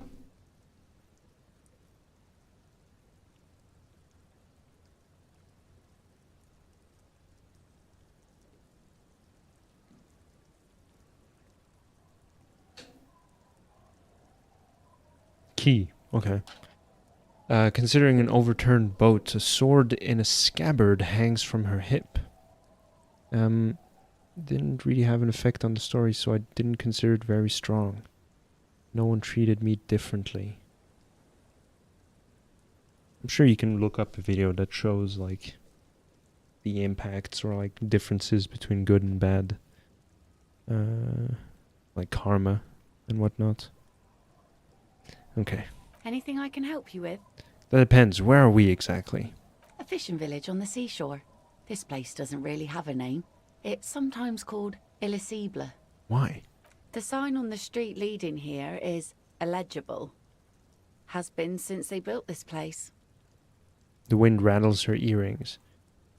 I have questions. The first is, what is your name? The name is Lillian. People call me Netpicker. I think I have time for questions. And that was actually the second one. Indeed, you're always confused as to your whereabouts. Ask her about the cool sword. Helps to break the ice.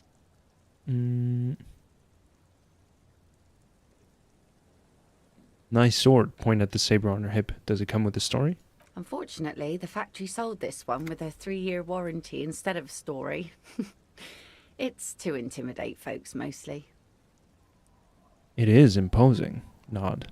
It's a regular mass-produced sword, like a shovel or an axe.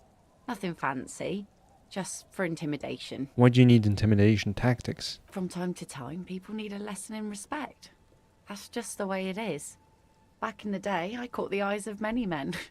And believe me, men need a lesson in manners from time to time. Hell yeah. Why don't more women arm themselves if it's so effective?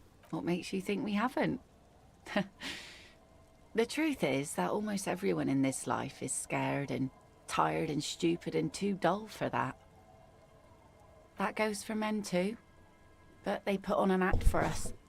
Pretend like everything's good and living in shit doesn't bother them. Like anyone falls for that.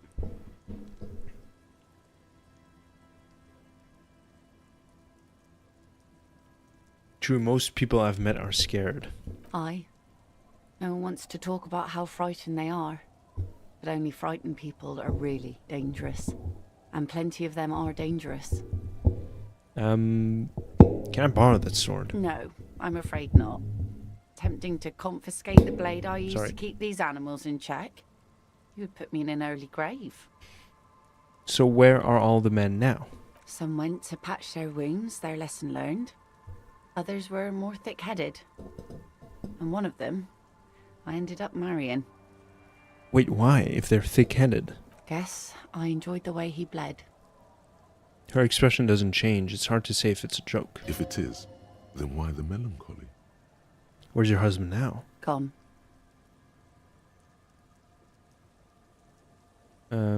He disappeared? Sounds like a missing persons case. It absolutely does not.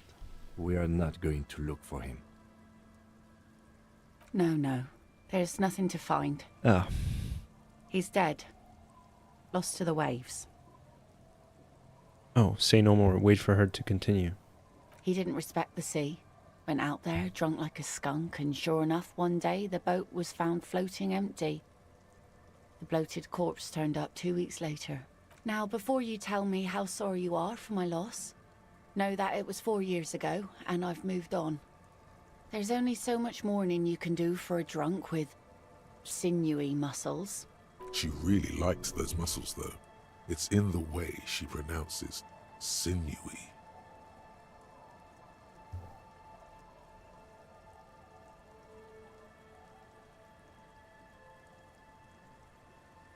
It's healthy to let go and move on. Gotta keep the wheel spinning. Us working folk don't have the luxury to be bedsick with melancholy. I buried him, mourned for an appropriate amount of time, and went on. Life didn't really change that much for me and the kids. She glances at the village where two little kids are playing with what looks like rocks. This is neither a touchy nor a very interesting topic for her. She looks like she's ready to go on a date with another, better, drunk. Ask her. Both of you could need some action. I want to fuck him, though. Do it! Hit on the widow! It's the right thing to do!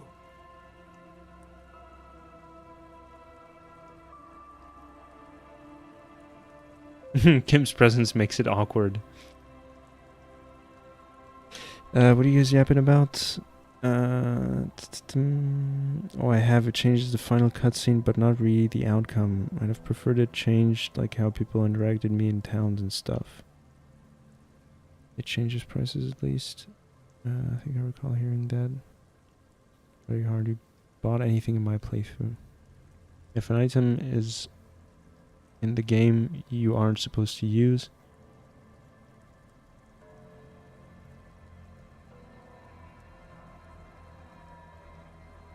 oh yeah. Yeah, that is the law.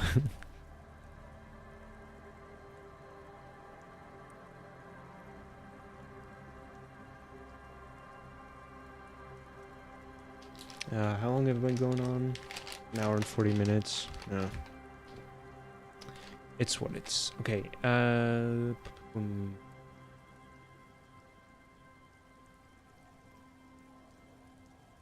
looking for someone. Maybe you can help. Let's see. Who are you looking for?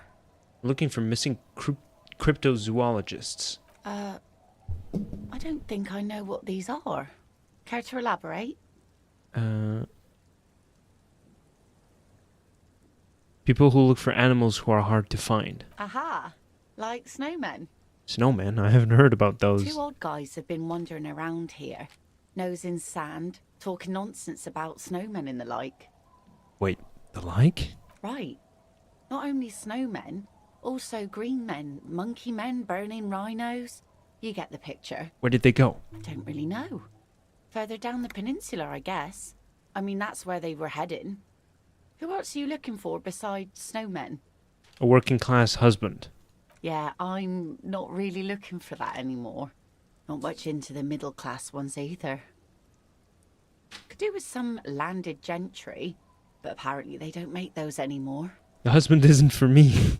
I'm looking for him for his wife. Wish I could help you with that, but I haven't seen your working class husband.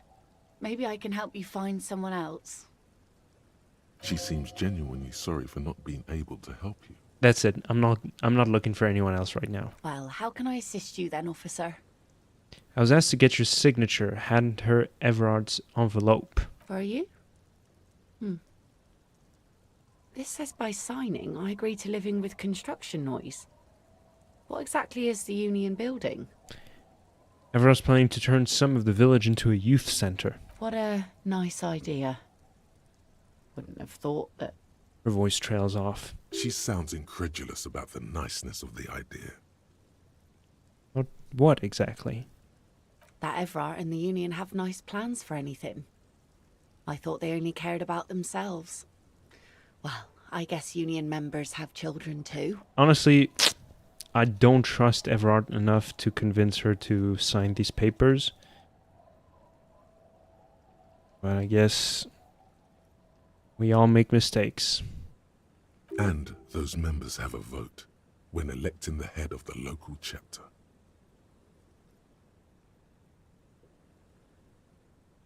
Here, use my pen. Give her your pen. He has a pen and everything. She takes it from you, a doubtful look in her eyes, clicks and places the tip on the paper. Listen, 4 hours in Sekiro and I'm already full of things I know I'm not using. Unless pellets.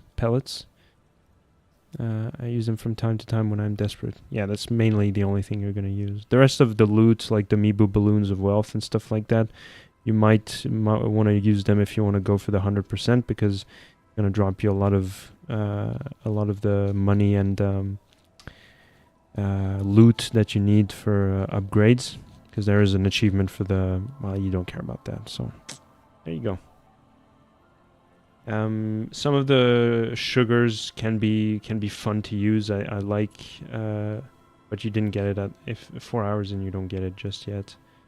I think it's called Yamashiro's, something like that. Sugar. Gachin's sugar is super fun to use because you can already kind of cheese the chained ogre on any subsequent playthroughs, obviously. Yo, Tick, I'm gonna go soon. Okay, Rabbik. Whatever you have planned. Oh yeah, you got English classes. Or classes, period. Or are you gonna go play Roblox and spend those hard-earned Robux?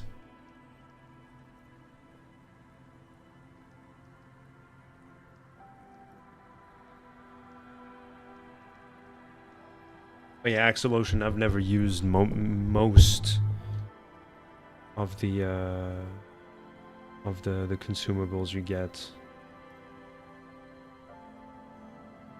I've used the Buddha statue a lot because especially on like your new game like +7 or something like that.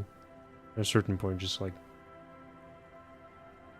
dashing around because you know exactly where you're supposed to go.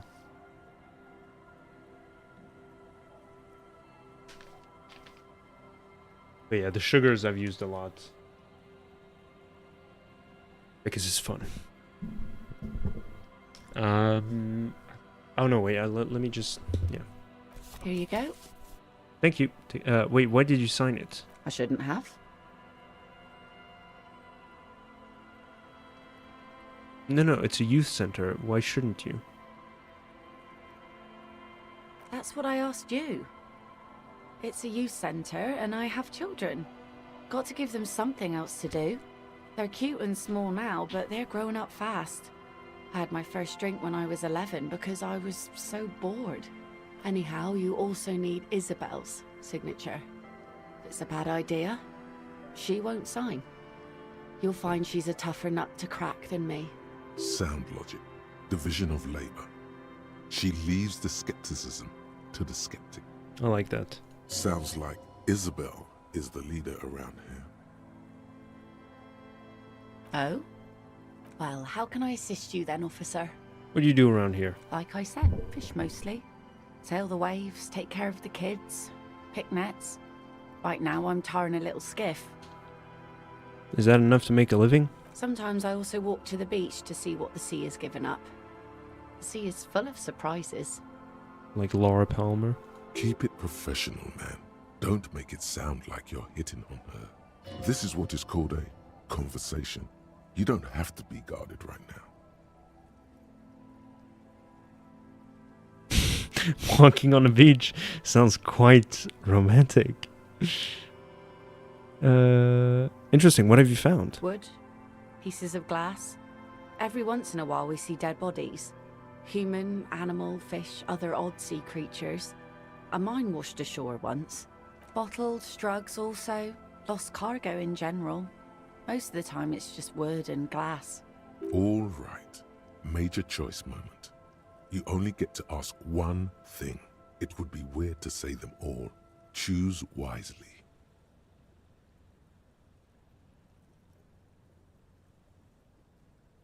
I need to know about those human bodies. Well, you're barking under the wrong tree then, officer. I have no interest in floaters.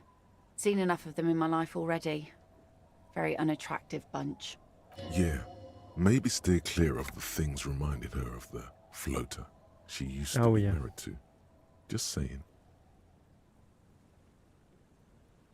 So that's your skiff. Point to the overturned boat. Sure is. The sun, I call her. Coated with a fresh layer of tar just yesterday. It'll take some time for it to dry, assuming the sunny days continue. Be seeing you. The boat is floating freely in the water, unmoored. Hi, Sushi, what's up? About time, Jesus Christ. I was terrified of playing this game without you. It was like when I was playing without Kim Kitsuragi. Sushi, you're my Kim Kitsuragi. Kim Kitsuragi. The ladder leads to a school of fish swimming in the kelp. Oh. How are you, Sushi? How does a mine get washed ashore? Because waves push it there? What do you mean? It's locked tight. You can't see into the house from this angle. Oh, yeah. Bidyaklasana dispandang manis. You and me both, ma'am. Pal. Good on you. Wonderful. I'm so hyped for tomorrow, by the way. Do you want to watch Twin Peaks tonight? The street sign is illegible below the graffito. Inside you hear the cozy sound of some kind of heater sputtering. Suriram suriram ram ram.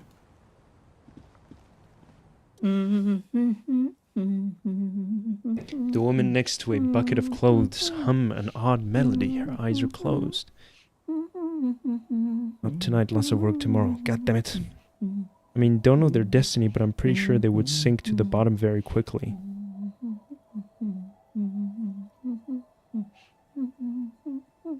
That a mine would be washed ashore is not the most unthinkable thing to me. Oh, density. Or destiny.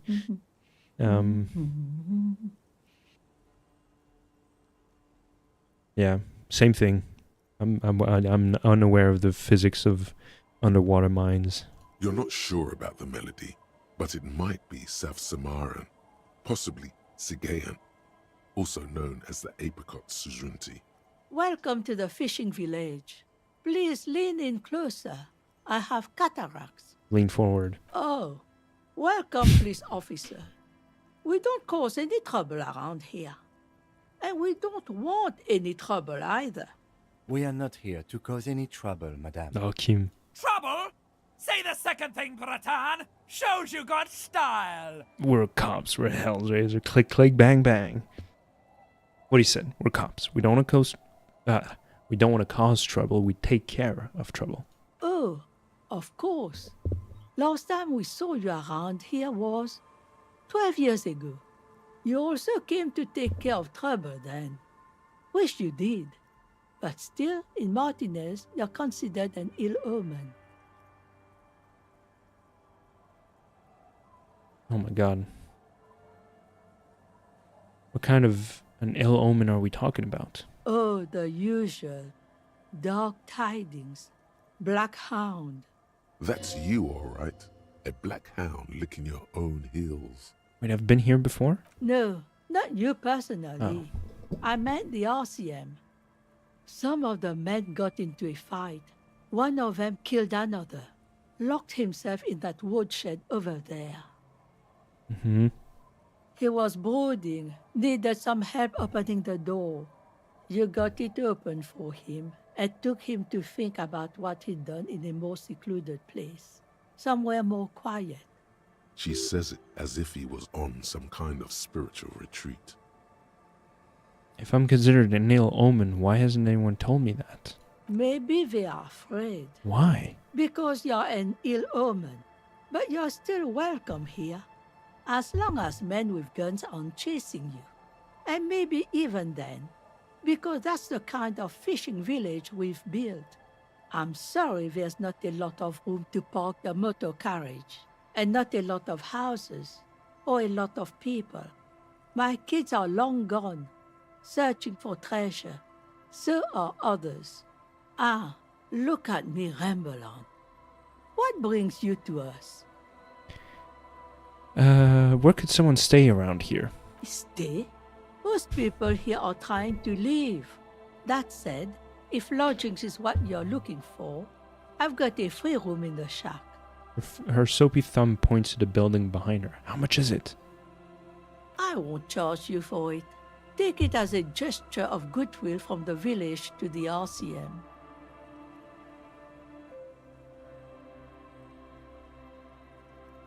Wait, hold on. You're just giving it to me? No one is using it, and God knows it's not much anyway. You can stay there. There's this guy, Gart, who makes me give him money every night just so I don't die out in the cold. That's exactly how we get ya. That's why we built our own cinder block houses on the seaside. So we don't have to give money to those crooks. We might not look like much, but they are ours. Wait, why isn't anyone else using anyone using the room? My kids grew up and left like we do. The house is long empty now. I live in the small side attachment. It's easier and cheaper to keep warm. One more time. I can just have the room? Aye. The room is pretty bare bones, but it's got a bed and roof over it. That's more than some folks have around here.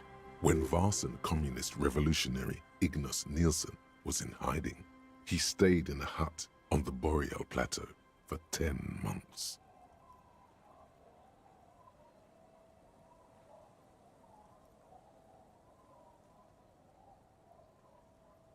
It would it would help me stay in touch with the proletariat. You best not be plotting another revolution under my roof.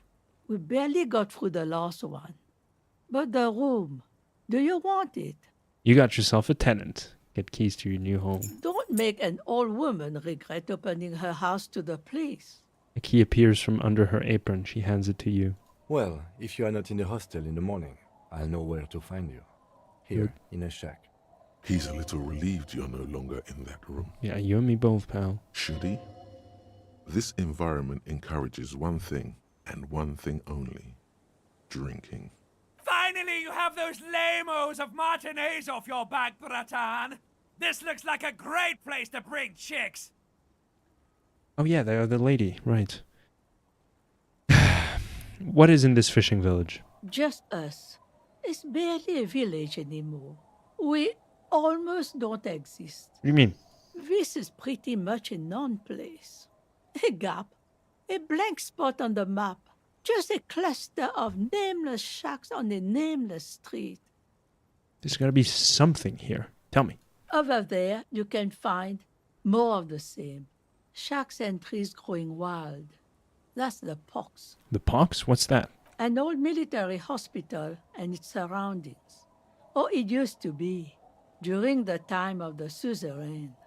After the war, it was turned into a goodwill hospital for shell-shock veterans and folks looking for some quiet in the old sanatorium gardens. Now the area is crisscrossed with nameless streets and makeshift cinder block houses. Shacks as far as the eye can see. What happened to the hospital? The goodwill ran out. The staff left and the place was shut down. It's long gone by now. Who else lives in this village? Well, there's Lillian and her kids. A few new folks live in the house to the east, but they are away right now. And then there's the drunks. Not a pretty sight, but there's little we can do about it. Home is home, even for them. I met Liliane already. Lillian is tough. Tougher than the men here, at least. If it wasn't for her and the kids, this place wouldn't have a spark of life left. I haven't seen any drunks yet, though. Sooner or later, you'll see for yourself. Don't have to look long to find these guys. Is there a way to make a little money around here? Here? For you? No, officer. The only money we have here is some coins the drunks tried hiding from their women and then forgot about. Right, there's another topic I'd like to address. She nods, rinsing another piece of cloth. What's further down the coast? Not much. There's the abandoned church, the DeLorean Church of Humanity. It's been there since before my time, even. Why is it abandoned? Some things just don't fly, officer. Look around. Who'd go to church here? They built it 300 years ago. Must have been nicer then. So, they don't hold services there anymore? The Ecclesiastes? No, we've tried, but things just keep happening. Crime, accidents, other things. The place never stays open. It's a pity. It used to be such a nice church. Didn't you say it preceded her? Oh no, it's been here before her time. Gotcha, yeah. She's not telling you all she knows. Keep her talking. Get your feeling you're leaving some stuff out. What else is going on? Well, there's that music. Music from across the sea. Huh. It started a few days ago, and now it's blasting even through the night. Would you say it's disco music? And now, suspicious-looking people are sneaking around the church. I don't like that. Interesting. You could look into this ruckus if you have the time. Perhaps the mysterious music is somehow connected to the case. A Rusalka or a half-demonic Apsara singing. What else is on down the coast? Before you get to the church, there's some ruins, an apartment complex, or some kind of electrical plant. Run-down bunch of houses, empty. Which is it then? Apartments or electrical plant? I don't know exactly. A pre-war place. It used to be something. Before the war. I wasn't here then, you know. Was born in Samara. Anything else of note? Of note? Good. The old fish market up on the boardwalk. But it's closed. Who'd want to come to a fish market here? No one. That's why it's closed. It was once a bustling place, back when I was young, and so was everyone else. Now, what catch we do bring in goes straight into a lorry for the Delta or somewhere else. That's it, there's gonna be more along the coast. What? You're one of those real estate people with big plans? If you want a development opportunity, you can check out the abandoned building over at Land's End. Used to be a supply depot, we think, sending goods and ammo across the bay. It's jammed shut though. We tried to get in, see if there was anything to sell or scavenge, but it's impossible. She's kind of similar to the crazy woman from Resident Evil Village. I'll have to take your word for that. I cannot confirm nor deny that. And now you know everything there is to know about this coast. Nice. She drops a bar of soap into the bucket with a splash. Tell me about yourself. Who exactly are you? Me? No one. Just an old washerwoman. Mother called me Isabel, if that's what you're asking. And my married name is Sadie. Now it's your turn, Mr.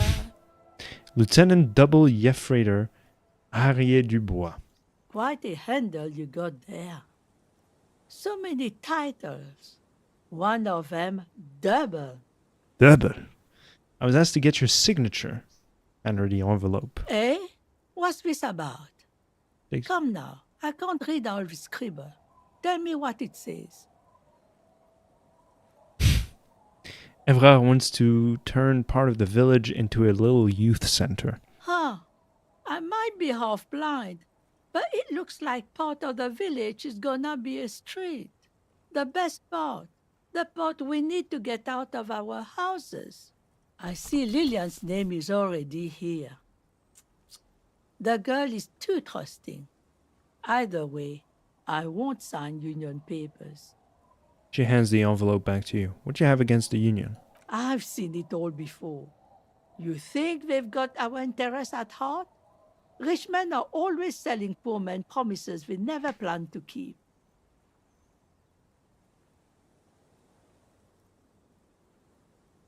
She pulls a dark red rag out of the bucket and puts it back. Then the poor get pushed out of their homes and the rich get a little richer. That's the way it goes. So, no, I don't trust the fat man, and neither should you.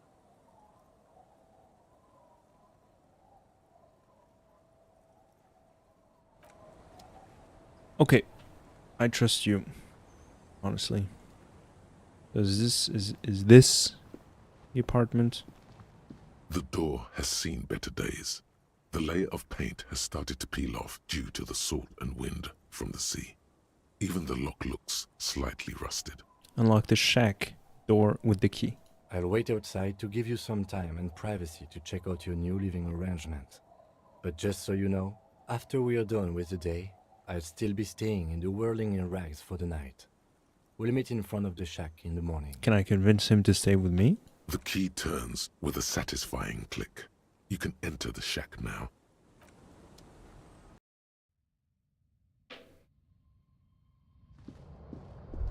Oh. The floorboards creak under your step. Well, this one gives me 2 stats, Esprit de Corps and Visual Calculus. This one looks cool. I don't need just... Anyway.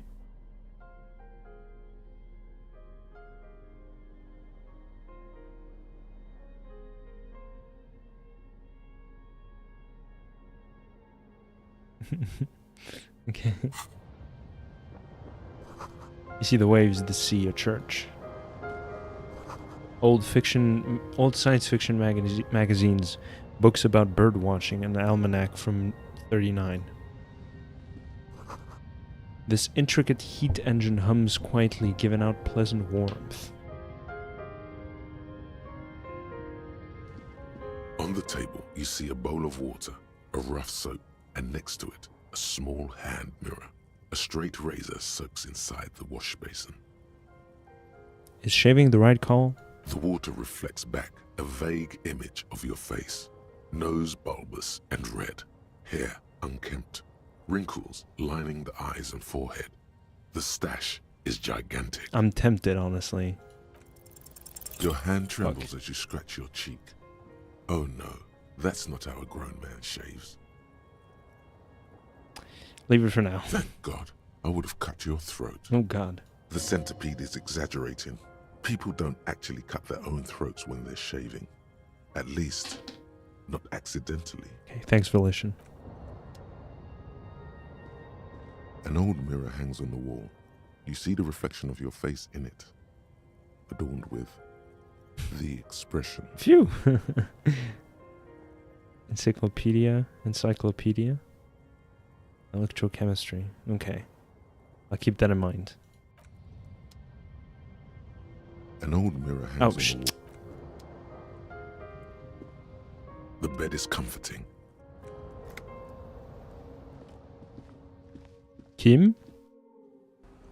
Ah, vous êtes là.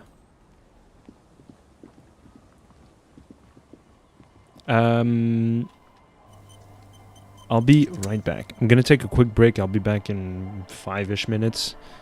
Maybe a bit more. Let's say 10-ish minutes. I'll be back by then. You know what I'm saying? So get yourself some snacks.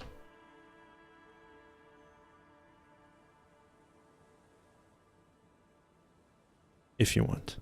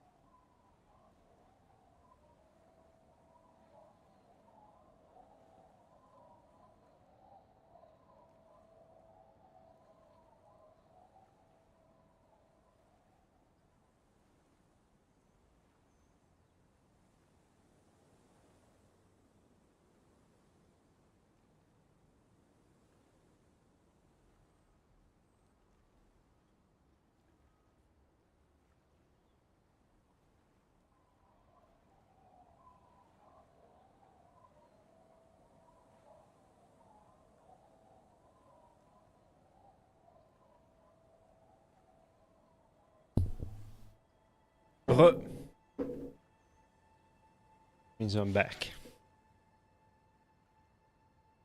Which I am. What now? Rock. Oh yeah, I wanted to talk to the kids. The scruffy-haired little boy kicks a stone. He can't be more than 5 years old. I hope he's not as annoying as Kuno. The other one looks indistinguishable from him. He watches his brother kick the stone with his tongue lolling out of his mouth. You guys look identical. The stone-kicking one becomes frantic all of a sudden, as if that's something to be scared of. The obvious fact that you just stated. He looks just like me. The other one says, yeah, I said that. The boy doesn't answer. His brother throws another rock. Both of their hair is covered in some kind of dirt. You're bad with kids. Oh. And what are you, Kid Master General? I am, yes. Don't worry, everyone is. How about we do some police work now? We're not getting anything here. You must be Lilianne's twins. You'll be surprised, Kim.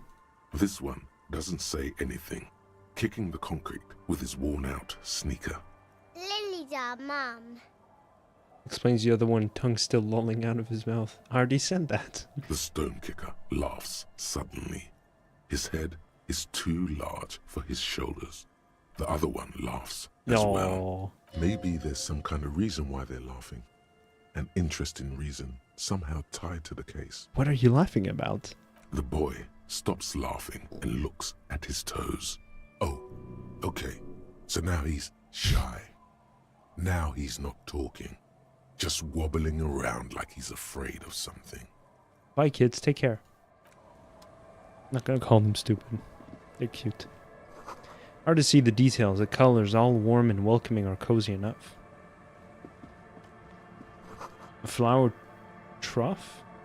Where nothing really grows, maybe in spring. Nope. Feels safe and warm in here, not like outside. Industrial coal pellets burn with an orange glow. Oh, that's Gert's bird. Ruffed grouse taxidermy. You can give that to Gert maybe for free. I don't need any favors from him. Mister. Hello, little Lily. A young girl, barely 4 or 5 years old, sits on the sofa. She's looking at you with frank curiosity. Does she have a... Is that a hedgehog?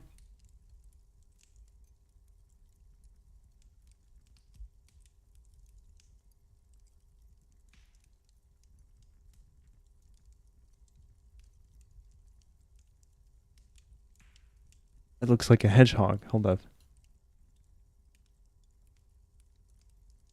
Oh, I think it is a hedgehog. It's so cute. Can I...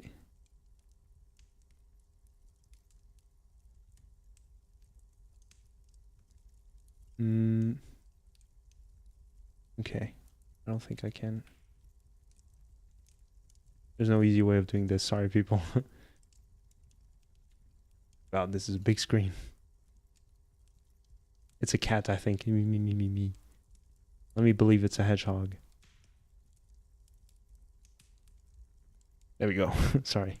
She clutches a small stuffed animal. Occasionally, she twirls it around. Are you Lilian's daughter? Oh my god, Sonic, yeah. Yes, I am.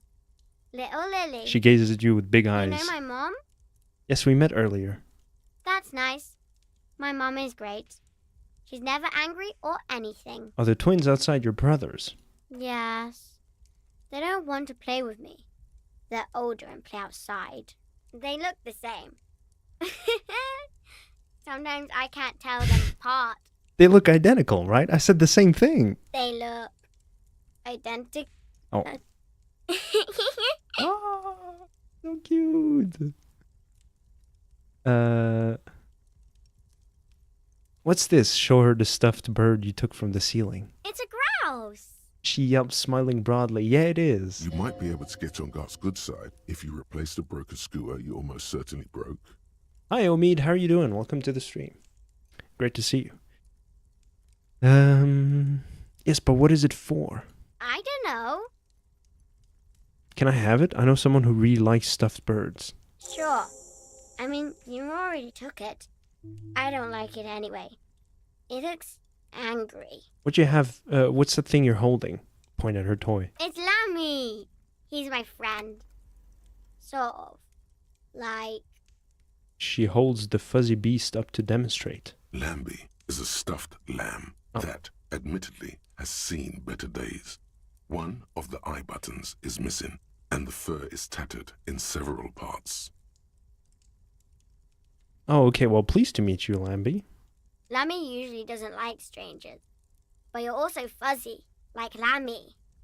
I heard there's a girl here who has armored gloves. Is that you? Oh, I had gloves. Very big ones. Heavy. I'm doing great, Omid. Thank you so much for asking.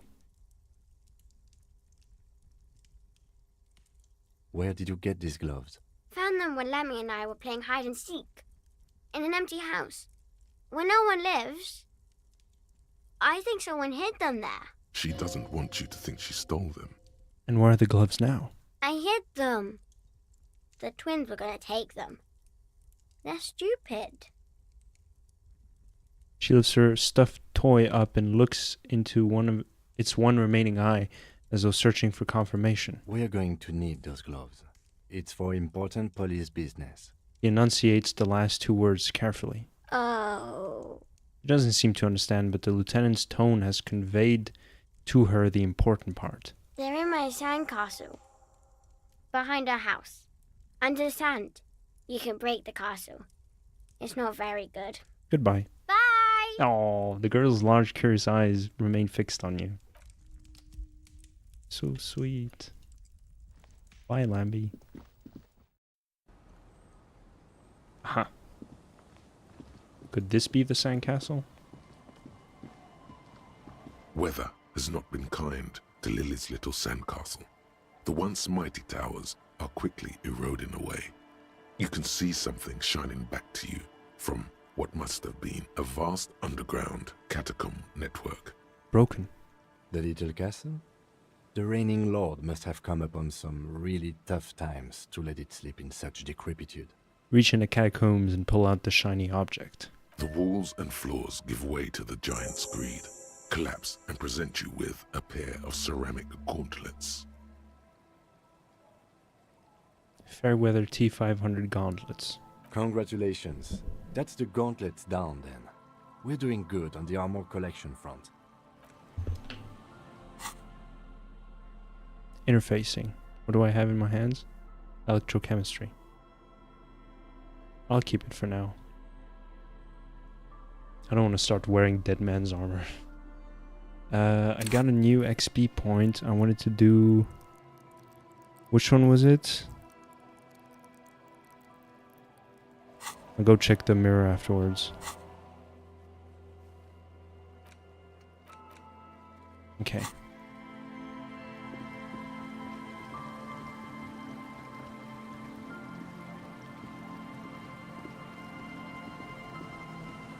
Oh, come on. Where are you going?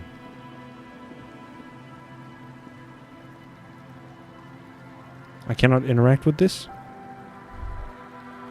Whatever.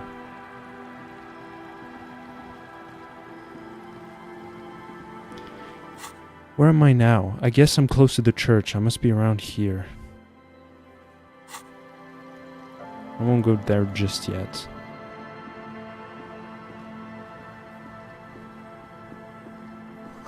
Rust-eaten letters read Mazout.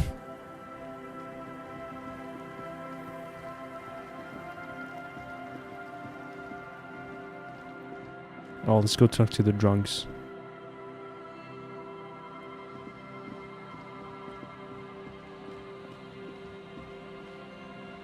Oh, come on. What is...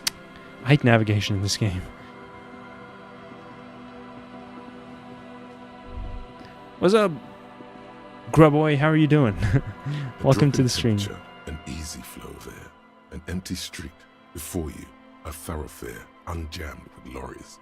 No more drivers smoking on hitch steps. Just silence. How are you doing, Grubboy? Great to see you. What does the smoke smell like? Chemically sweetened. Across the road, a forgotten bus stop. Corrosion has opened a hole in its roof. An elm tree watches over the building. Its branches are dripping with rain and snow. The road is smooth and motley. Craters filled with a black asphalt. The asphalt, first laid, is grey already. A row of tenements are under construction in the distance. Who are the people who live across the road? A tub warm with water, white with soap. A man bathes while radio waves transmit the lottery numbers. 4, 18, 21, 4, 1. A modern washing machine rattles a drawer full of silverware. His boyfriend is on his way home. He brings tins of meat and vegetables with him. Woke. Their pockets are heavier with money, but only slightly. What about the bus stop? Number 312D. Young girls used to come here, huddled up, hoping for more warmth than their thin coats give them. The bus took them to school. It has not run for 8 years. There were not enough girls to sustain its cost. You said that wrong. If you sent a message between West Side Dudes and I said that wrong, it got censored. What about the road? Craters pocked the surface. Children played in them until heavy trucks full of black pitch rolled in. The landowners have filled the craters with money. It is a vital artery of the flow of trade. That's enough. The wind moves the aerosol. A detective stands behind the boom barrier. A breeze moves a curl of his hair. Cool, I like shivers. Okay. What's up, gang? You stop mid-step and put your hand on a garish necktie. That bottle, Bratan! Just look at that bottle! I don't really care about any bottle. I don't want to look at it. You should care! I'm getting a very special vibe from that bottle. Please go talk to him. I need to look at it closer. Which bottle?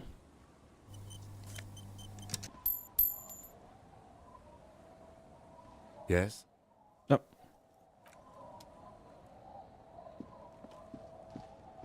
Hey, tequila! A 30-something man clad in two-piece Licar trademark tracksuit puts down his Pilsner and extends his hand in greeting. Good to see you.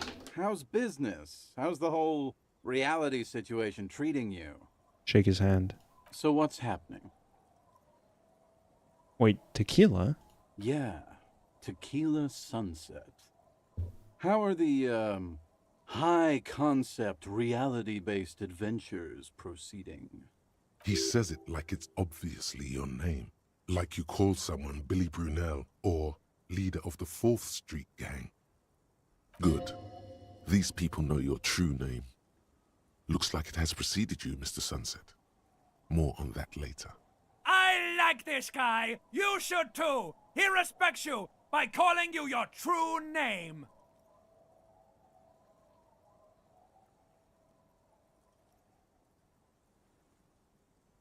Not too hot. I'm on a 50-year losing streak. That's harsh. I'm like 3 or maybe 4 years into mine. Wait, no. Make it 5. He looks at his shit-stained tracksuit with a grim expression. Things aren't going super well for Idiot Doom Spiral either. Haven't found those keys yet, haven't won that great piece of ass back. No word from my business buddies. Takes a sip from his beer. This guy's your buddy. You feel it immediately. You belong to an organization, a fraternity of drunks. What do you guys do around here? We are saving the world. He looks at his comrades. Please don't go. Don't go. Begs the man in the pipe. Okay, we're drinking. We're drinking alcohol. That's what we're doing. I tried to save the world once, a long time ago, with enterprise, creativity, and willpower. But that didn't work out. So now, it's a pirate's life for me. What is a Tequila Sunset? You keep saying it. It's you. You're Tequila Sunset. How'd you know this? We've met before. Don't you remember? Oh. No, you sure don't. Nope. Aha. Do you want to know how Tequila Sunset came to be? Tequila. Tequila Sunset. Something ominous there. For some reason, the name Tequila Fizz, go ahead. Let me take a sip to moisten up my cords. Tequila Sunset rolled into Martinez last Friday, and by Tequila Sunset, I mean you. The man, the myth. Was I alone? Hey, let's not jump ahead of ourselves. This is your story. Stop interrupting. Takes another sip, then continues. You got here on Friday to solve a case, hoping to be the early bird who gets the worm. And by the worm, I mean the buzz. Because as far as I know, all you did was get piss drunk. Word on the street is you went around the local hostel telling people that you're a police officer, and that it would be really fucked up if you shot yourself in the head right in front of them. That's pretty high concept, if you ask me. Oh yeah, that's totally your style. The lieutenant's brow is furrowed. He's listening as casually as he can.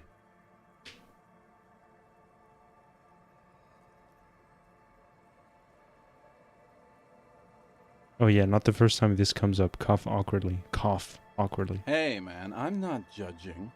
This life's a valley of woes. Some of the highest concept people in history have killed themselves. And been drunks.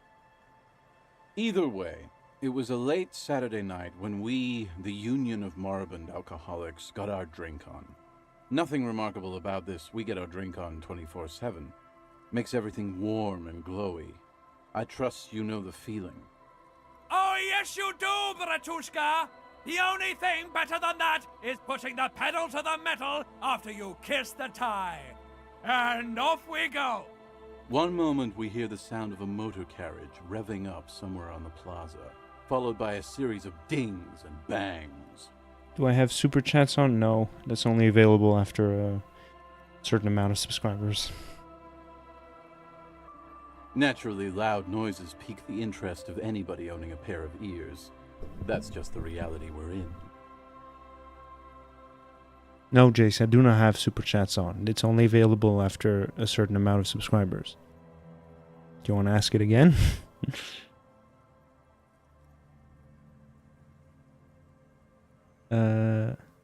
Okay. Naturally. Oh, God. Anyway, there was a brief silence. A gasp of silence, if you will. Followed by a real commotion. We heard the carriage careening towards the coast at top speed. Sounded like someone jumped the canal. We grabbed our brewskis and rushed to the jetty. Never underestimate the speed of an alcoholic. What we saw was a sight to behold. A beat-up police carriage containing you. Right there on the beach, you revved the engine and screamed at the top of your lungs, "The time hath come!" So, naturally, being the curious cat I am, I asked what time hath come. To which you replied, "The time hath come for Tequila Sunset, the end of all things." Say nothing, it's more dignified that way. After which, your reality contracted. You jammed the pedal, plowed right off the jetty, and through the ice. We ran towards the ice, whilst you crawled your way out, miraculously unhurt, covered in seaweed and shit. Like some kind of sea monster. When we finally got there, you were sitting on the beach crying. You said that your badge and uniform were in the car. It was too late to get in there, though. The carriage had sunk too deep. Recognizing a brother in need, we offered our condolences and invited you to party with us, which you naturally agreed to. We asked about the whole Tequila Sunset thing, and you told us it was your name now and insisted that we all call you that from then on. Wait, so is Tequila Sunset an event or a name? I'm not sure. I think you were the event. Tequila Sunset. You know, as opposed to a tequila sunrise, which is long gone. Alright, good night, Omid. Sleep well. See you soon. My real name is Harry. No, That's just what your mother called you. Your real name is Tequila Sunset. Just embrace it, brother. How long did we party for? Hours. It was an all-night drink-a-thon. Then, at some point, I think it was Sunday morning, you got belligerent and wanted to talk about Revacholian women. Women? How they're beautiful and also whores and so on. How one of them fucked you real bad. After a short while, you crossed the event horizon, looked sullen, got up, and left without saying anything. Wow, that's quite a story. Yeah, I bet Tequila's a fucking legend around the precinct. You must be proud to work with him. If you only knew. Did I tell you anything specific about this person that fucked me? You were pretty vague about it, but you kept saying you got fucked real hard, and that we've all been fucked too. Please, don't open that door. No one's fucked me. I do the fucking around here. Abigail! It seemed pretty painful, to be honest with you. If I had to guess, I'd say you're still working through some shit. I'm gonna heal. Because I only have 2 charges, so I'm a bit scared. Well, I kind of like this talk. This is probably gonna be one of the more powerful dialogues in this game so far. And there's been some good ones. But this is good. Sushi, are you still here? There was an update with the working class woman. It was very funny.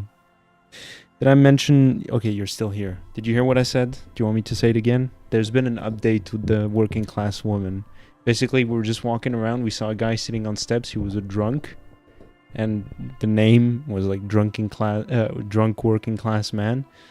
And I think it was Inland Empire that told me like, oh yeah, go tell the working class lady over there. And so I went over. He said, well, it's not my husband. She started getting worried, and then we took on the case of going to find him. Which was very funny. I think working class woman is my favorite character in this game. Right after Kim.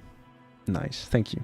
Did I mention losing anything else? Beside your gun and your badge, you said something about your hope or heart or something. To be honest, the details are a little hazy. In retrospect, I guess you lost your motor carriage too? That's a big one. Did I say anything about my colleagues? You told us that they were a bunch of fucking losers whose main interest was cramping your style. I'm inclined to agree with that. It's more like you were cramping theirs. Okay. No specifics, though. It was more about you that night. You were the star of the show. They say anything about the case? Yeah, you said it was no biggie and that you'd solve it in no time. And that you didn't need anyone to do it. You're doing it solo now.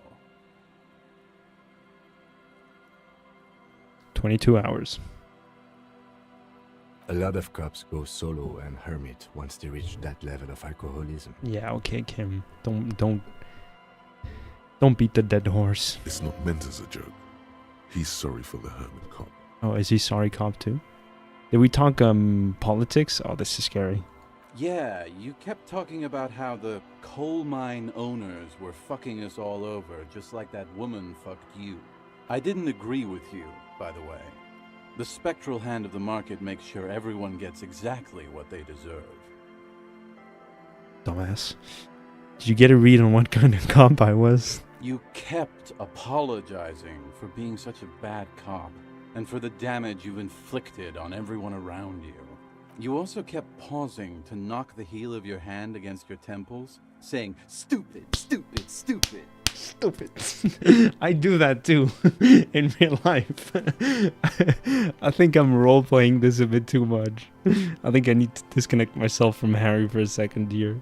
I don't need to hear anymore. It's a hard thing for a man to confront his past. That's why I avoid mine at all costs. You seem like you're characterized by your storytelling ability. You want to tell me another one sometime? Whoop-de-doo. So now I'm a fucking storyteller. Right. Why not? Better than a beach bum. Yes, want to tell me how you became Idiot Doom Spiral? It depends, really. Are you willing to help me out? The gleam in his eyes and the slouch in his posture is so incredibly familiar. What do you need? Booze. Did you already forget our party? The thing I relayed to you earlier. So, have you got anything for good old Idiot Doom Spiral? A bottle for a story. Seems fair to me. Here, I have a potent Pilsner. Not much, but it will do. He grabs the bottle from your hand and uncorks it immediately. Hey, Spiral Boy, you gonna share that? One of the other bums interjects. Don't call Abigail! Shut up, guys. I'm telling a story here. Something happened to you. Something happened to me, too. My actual name is George, but around here, you already know.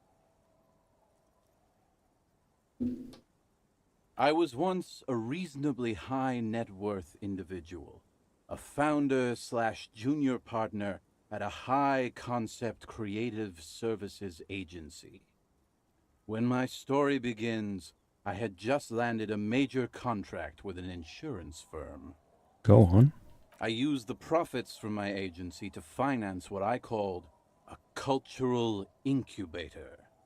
Abstract value generation, value per person, high concept stuff. Sorry, I just gotta check this real quick.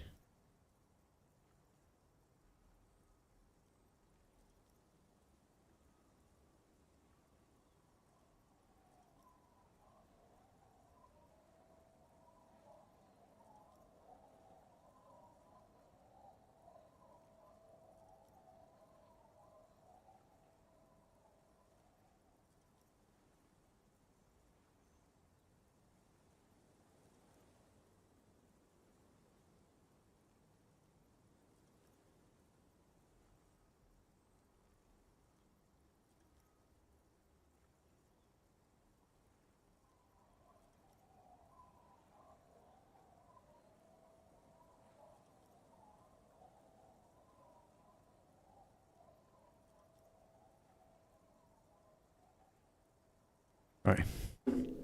Dumb stuff. I developed the paradigm, worked within the paradigm, but the burden of leadership weighed heavily on me. So I went jogging every so often to keep myself sane. Did it help? It did. With my trusty Sansarique tracksuit, I felt like I could conquer the world. But now dreams are worn thin, much like my tracksuit. He says, thoughtfully brushing dust off his shit-stained pants. What happened? One day I left on my evening run. As you may know, it's impossible to clear your head when you're distracted by the sound of keys jangling in your pockets. He shakes the bottle and makes a ringing sound. So I removed the key ring and put the keys for the front gate and the apartment into different pockets to stop the jangling, you see? At least, that was the plan. I was halfway done with my usual lap when it started to rain. The reality situation became very wet, very quickly. How wet are we talking exactly? Wet, okay? It was raining really hard. There's a trace of derision in his voice. I made my way back home and discovered that I didn't have the key to the front gate. I'd mixed it up with the key to the letterbox, which was useless.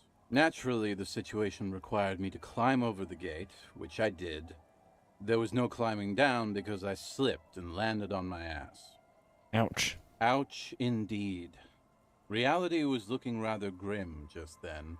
Me lying on my ass in a mud pit in the middle of a heavy shower. But when life knocked me down, I always got up. So I made my way across the yard. Standing in front of my apartment door, fumbling with my pockets, I realized that I'd also forgotten my apartment key. You gotta be shitting me. I wish I were, Tequila. I wish I were. Instead of my apartment key, I'd taken the key to the office. Okay, so what happened next? I rang my neighbors' buzzers. It was late, and most of them didn't even answer. Those who did assumed I was trying to sell them something and hung up before I could even explain the situation. People are naturally wary of ad men, you see. One moment someone chats you up, 5 minutes later you've bought a box of edible lingerie and a strap-on. I don't begrudge them, especially since I was known to be one of the best. He pauses meaningfully. Him calling you tequila is sending me. It is pretty good, yeah. Tell me, tequila. Heavy is the head that wears the crown.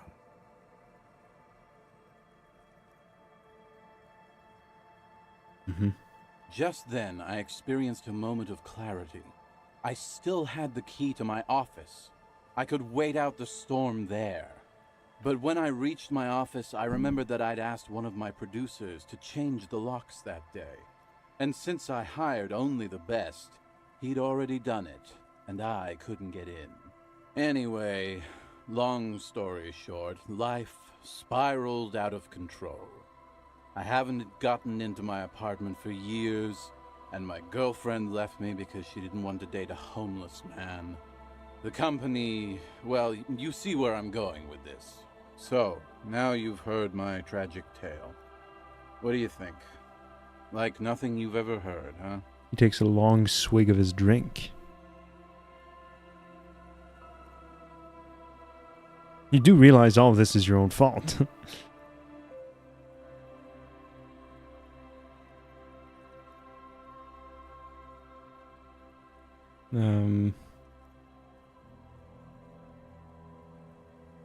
I don't know what to say. What are these options? These all suck.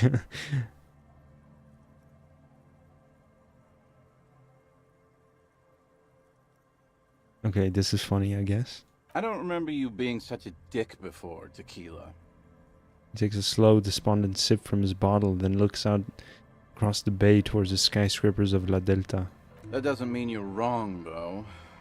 Anyway, that was all the tale one bottle gets you. Almost empty, this one.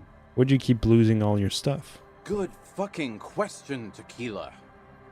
If I knew the answer, you think I'd be hanging out on a beach in this formerly premium but now extremely dirty two-piece lycra tracksuit? I used to own my reality situation. My business buddies and I had our own creative services agency. I had a nice apartment, an even nicer piece of ass. But somehow it all got away from me. Now I can't hang on to anything. Just last week I stole this nice new jacket, but then I lost it too. The only things I haven't lost are these two drunks. You of all people should empathize with this. Perhaps this lost jacket is something you could help with? What's the name of your agency? My agency, man. The Boom Boom Room. Our concept was combining high art with the lowest forms of marketing. The color red, breasts, and oil painting. I convinced my partners to reinvest some of our profits in an even more high-concept cultural incubator called Thin Air. The artists were happy, the clients were happy. I was financing a group of poets in East Revachol who were developing a new universal poetic language. But then it all went to shit. He looks towards the bay. If it sounds like it makes no sense, that's because it doesn't.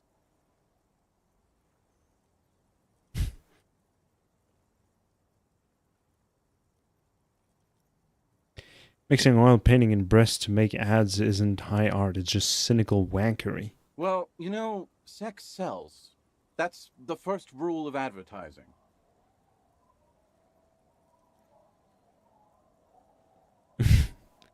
Maybe, but it's still tired.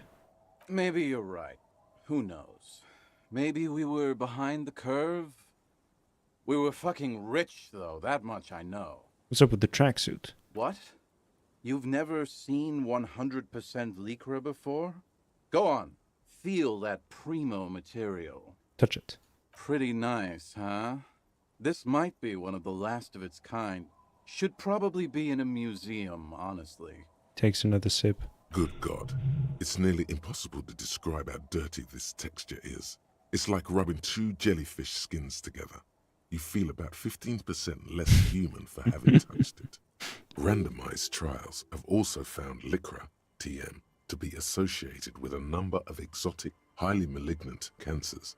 So you also have that to look forward to. Yeah, the trademark is also killing me. Right next to the brand name. And then there's the smell. But you don't even want to think about that. Wow, you're lucky. He never lets me feel it. That's because your paws are fucking filthy, Rosie. We're right next to the bay. You could wash them any time. What about the other drunks? My fellow members of the Union of Moribund Alcoholics? They're exactly what they look like. Hey, tequila! You want to buy some speed? No. Shut the fuck up, Rosemary. He's a cop, remember? I thought he was a cool cop. Nope, I'm sorry, cop. Don't call Abigail. And this is Abs. So yeah, that's basically us. We drink together. What's this about a lost jacket? Tequila, it's a verifiable tragedy. It was practically brand new. Sure, it didn't really go with my Lycra threads, but it did itch a lot less. Say, you're a detective, right? Maybe you can help old Doom Spiral out. Solve the case of the missing jacket. What do you say, Tequila? Wait, you're asking a police officer to help find a jacket you stole and then lost? Yeah, exactly. You're here to serve, right? Okay, sure. Where'd you lose it? If I knew where I lost it, don't you think I'd have it?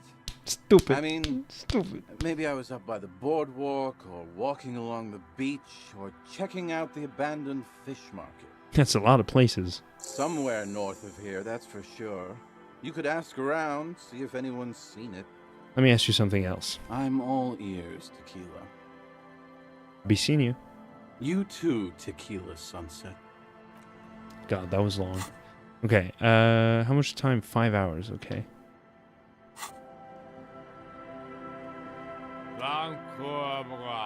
Grumbles an unshaven man with a ruddy nose. He narrows his eyes at you as if in recognition, then turns his head away. Don't you call her? Yeah! Don't call Abigail! Who is Abigail? Uh-huh. Abigail. Don't you fucking call Abigail. Abigail is his wife or girlfriend. Chances are she's gone. Calling her wouldn't make it any better or worse. You're not going to get anything out of this guy. He's too drunk. Never thought you'd see such a thing in your life. But this guy's a little too drunk. Who are you? What's your name? Don't call Abigail!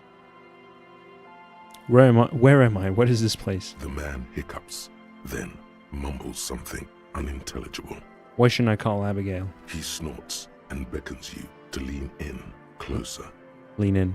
Don't call Abigail. Don't call Abigail. Hey, I'm on an important official investigation. I demand you answer my questions. There's no use in yelling at drunks. He's barely holding it together. The drunk man starts coughing, a really disgusting, hacking cough. Tell me about your friends. Point to the others. Don't you fucking call her! Hear me? Abigail? Don't call. Oh my god. There was little chance he'd be a reliable witness anyway. Good to see you, friend. Do I have deals set up for you, buddy boy? He spreads his arms as if wanting to embrace you. What are you talking about? So what do you want? I got smokes. They're cheap. Very cheap. I got Pilsner. Great deal. You won't get a better deal on that piss. Spirits I can let go for 300 real. I also have speed. And by speed, I mean amphetamine. See? There it is, Bratushka! The spirit! Let's buy the spirit! 300 real is a lot, but this has to be done! It's our end game! Is that one of the endings for the game, I guess? They just spelled it out for us? It's almost 10 p.m. Why did a truck drive by? Like, go home, my friends. Go to your wife or girlfriend or husband or partner. It's just another stupid idea I'm having. Okay, this is just another stupid drunk idea I'm having that I'm attributing to my necktie. Bratan, you don't understand! It's not just another drink! This is what our relationship has been building towards all these years! This is the climax! The mystery! The virginal sigh! You have to buy it from him! Get it off him! Kill him if you have to! Our ultimate fate depends on it! And the fate of many worlds! The lieutenant looks at you, looking at the bottle of spirits, then at Rosemary, suspiciously.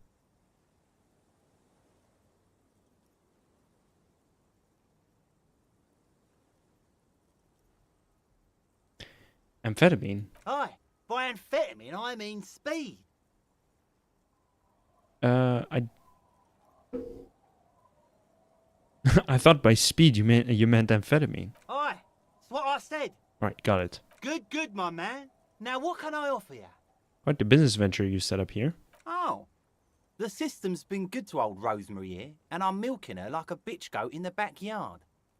What do you mean? See, friend, man makes his own luck, and I made mine real good. Got my hands on 3 bottles of liquor exquise, sold 2 to the fellows around here, and immediately invested the profit. Bought cigarettes, bought beer, even bought a bit of speed. And look at me now. I got everyone on my hook. He spreads his arms and smiles a crooked, toothless smile.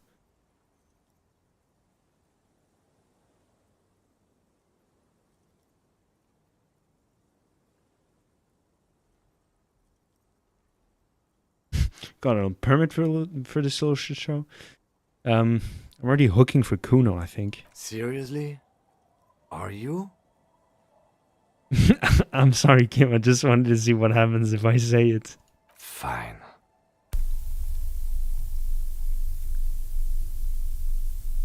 Skip one.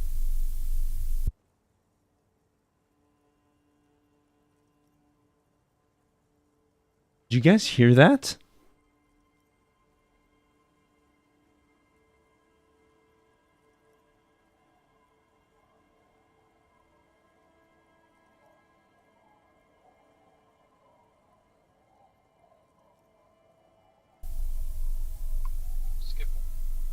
Someone says skip.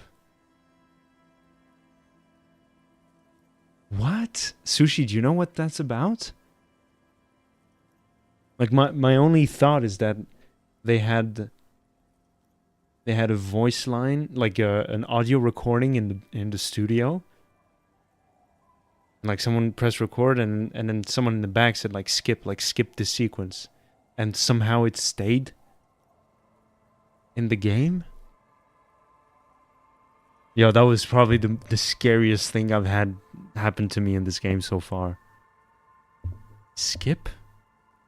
Skip what? I'm being dramatic. Continue. And the lieutenant is annoyed.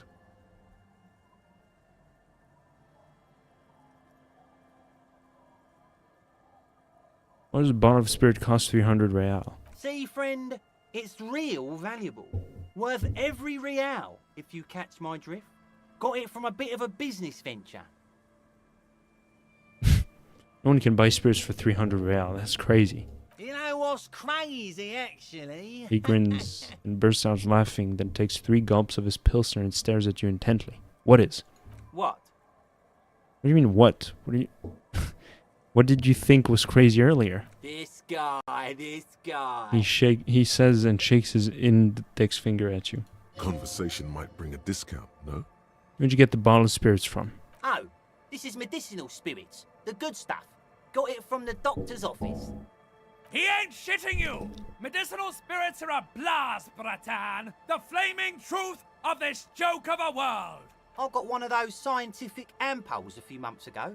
Torpedo, they call it. It's supposed to keep a man from taking a drink. He spits a nasty yellow clod on the ground before you. Didn't stop me for shit, that's for sure. 5 lemons with half a pack of butter and you're good to go. Sounds dangerous. It was. In a week, the goddamn kidney started giving me all kinds of help. finally, the missus took me to a private doctor's office. Not a charity, the real thing. Those arseholes charged me 4 real to remove the damn thing.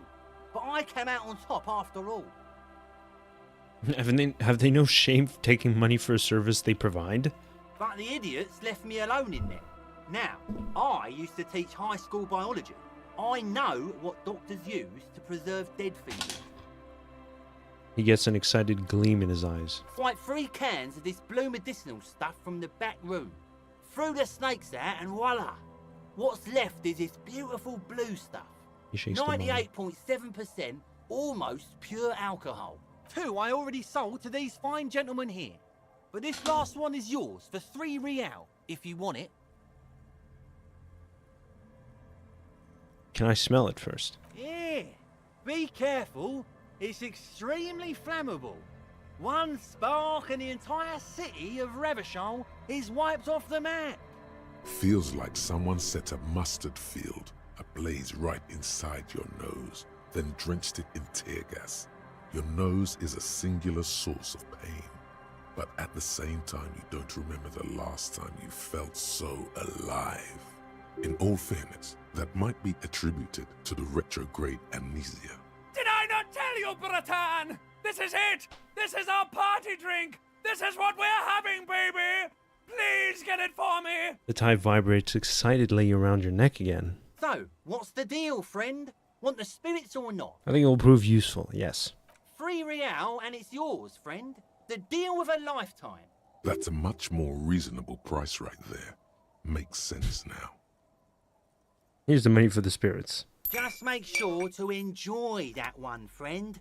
Bratan, I am so proud! Now, whatever you do, don't drink it! This deserves so much more than just regular oral consumption! Oh my god, is he gonna have me inject it in my bloodstream, or like put it on a tampon and stuff it up? Okay. The tie is so on the money there. Up the bum it goes. Huh. Just wait for my sign. Keep it with you. Keep it warm. Keep it safe. Soon we will enter the other world. Soon. The time will come soon. Have patience, brave one. I'm off. In the civilized world, it's a custom to tip the shopkeep, friend. But come back anyway. He waves you off. Okay, we're probably not gonna do that, but I'm glad I picked it up just in case. Okay, I was gonna say where's Kim? I'm gonna move on. Oh wait, hold up. Did I check? Yes, I already checked what's in there. This way. Check this out. Went here.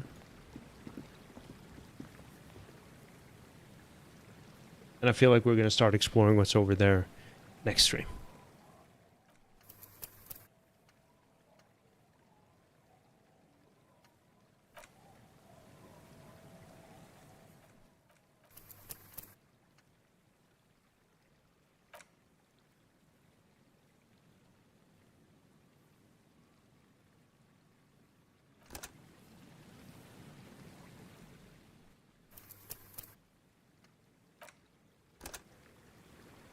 I think it worked.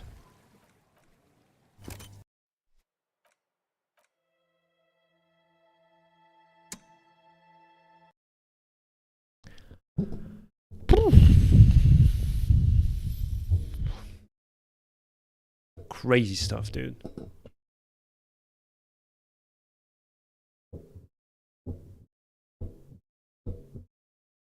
Crazy, crazy stuff.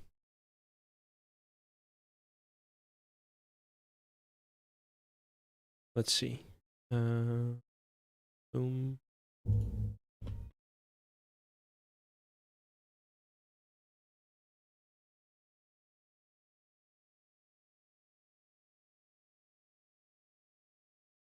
Okay. Well.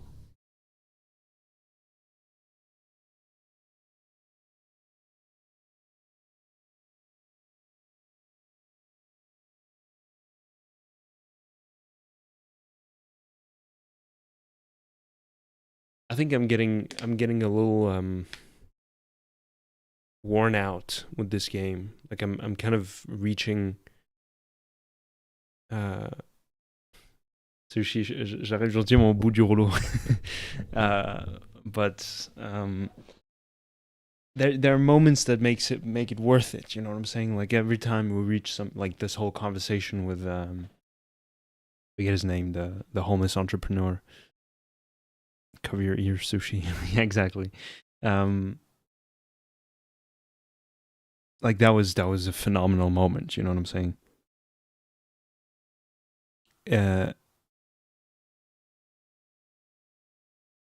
Like yeah, when I take a step back and I kind of reflect on everything we've been through, I'm always like, okay, no, but there were some great moments. But when I'm in it, moving around, trying to find where I'm supposed to go, piecing stuff together,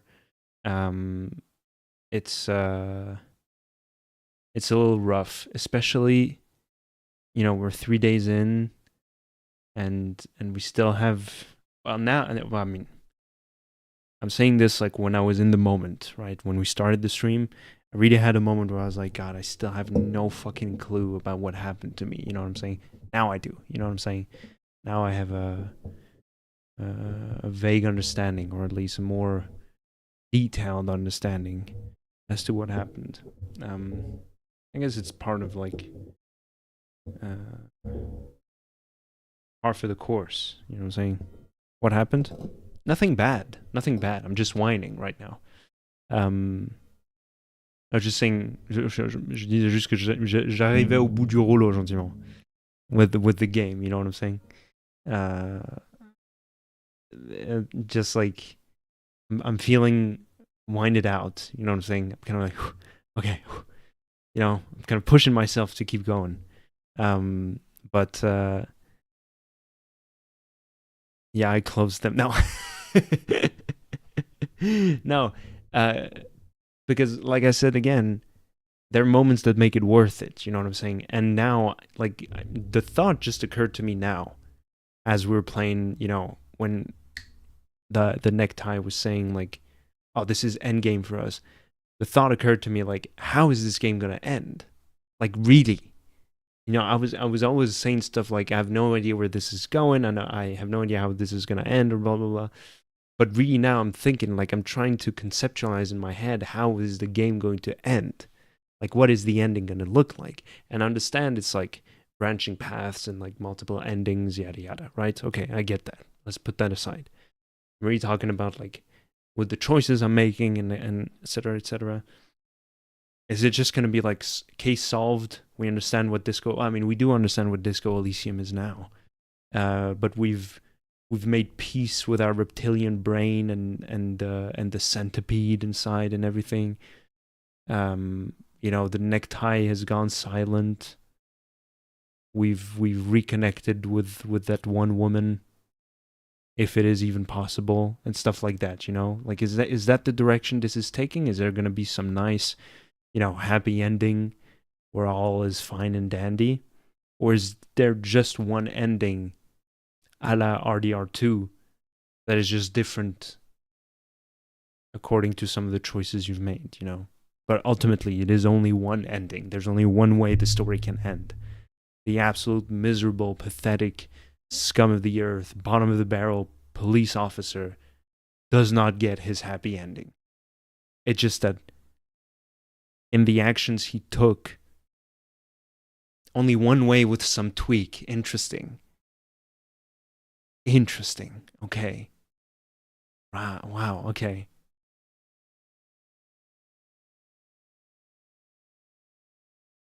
So yeah, it's just like mitigate as much damage as possible to the people around you along the way.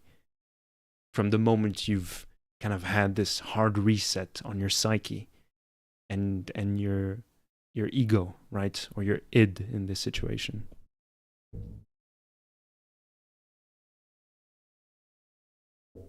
And it's super interesting because we've just seen that Inland Empire is not necessarily a catalyst for good, you know? It's not necessarily the angel on your shoulder trying to kind of like push you to do better things.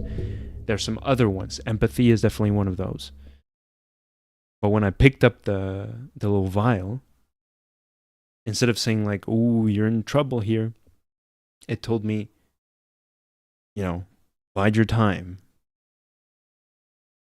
The right time will come. You know what I'm saying? Be patient.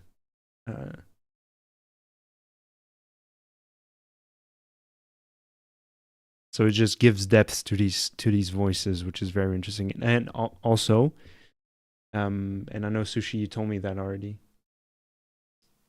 but I'm just curious to see what happens if you have chosen, because I don't really understand, because I've had Inland Empire crop up everywhere, right? But I can't imagine that this is like that Inland Empire is just the one choice that shows up 90% of the time, and all the other ones show up a few times. Because there's like Shivers, I think that was the first time we saw Shivers in the game. But if you invest a whole lot of points into Shivers early on in the game, is Shivers going to be the one that replaces Inland Empire? Like Inland Empire is prevalent for me, you know what I'm saying? So I'm wondering now, I'm not going to play one playthrough for each one of them. I think that would be crazy. I don't have that much time, and I'm not interested in doing these kind of things. But at least try a few different options. Like try one where I'm only doing physical stuff, right? Like here you see my morale. I have like 8 or 9 points in it and 2 points in health. It's because you put a lot of points in Inland Empire. Yeah, that was my thought process. Is the one that shows up the most the one in which you invested the most point? You know what I'm saying? Rather than it being like something like Baldur's Gate, where insight shows up way more than survival. You know what I'm saying? I understand that survival is like prevalent when you're exploring the world, but when you're talking to people, insight checks or like intimidation checks and stuff like that are going to show up way more than survival. In that case, you have a better incentive of investing points in your charisma, since, you know, charisma based checks are going to show up more often than wisdom, which is going to crop up maybe not far less, but you'd get more benefit. You know, you get what I'm trying to say. It's not like if I invested all my points in charisma, I'm only going to get charisma based checks from here on out, you know. Whereas in here, it sounds like if, like next week, I start a new playthrough and I invest all my points in electrochemistry, I'm going to get a whole bunch of electrochemistry checks. You know what I'm saying? That's interesting. Makes you think, doesn't it?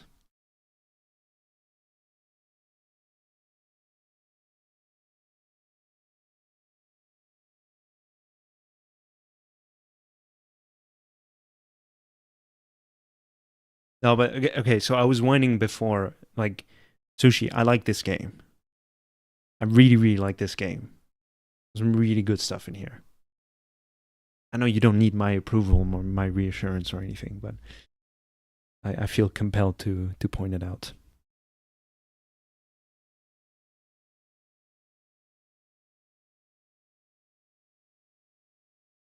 I actually think that just talking about it this way made me kind of chill about some of the things I'm a little more irritated about, which are still there, right? Like that's not going away. It's not perfect. Yeah, that was the point I was making. There are some prevalent issues that I don't really like, that kind of like hinder my enjoyment in some parts, and altogether, you know, kind of harm it ultimately, right? My enjoyment, I'm talking about. Being a bit dramatic here, but like I said, there's some moments that really make it worth it. The whole bit with the working class lady, the bookstore thing. Last time we did it with the cuckoo. Oh my god. The thing at the basement with the war paint. That was insane, dude. All the moments with Inland Empire basically are amazing. The one we just had with the homeless guy. What else? The woman. The men of war. Oh god, that was so fucking funny, dude. Just like, which one was it? It wasn't electrochemistry. Just like trying to sell me their misogynist endurance. Endurance was trying to sell me on their misogynist ideology. Oh god.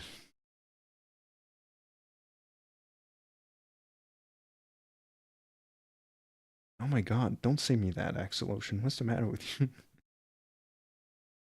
That's terrifying. That's not at all what that woman looked like. That other woman was sweet in the game.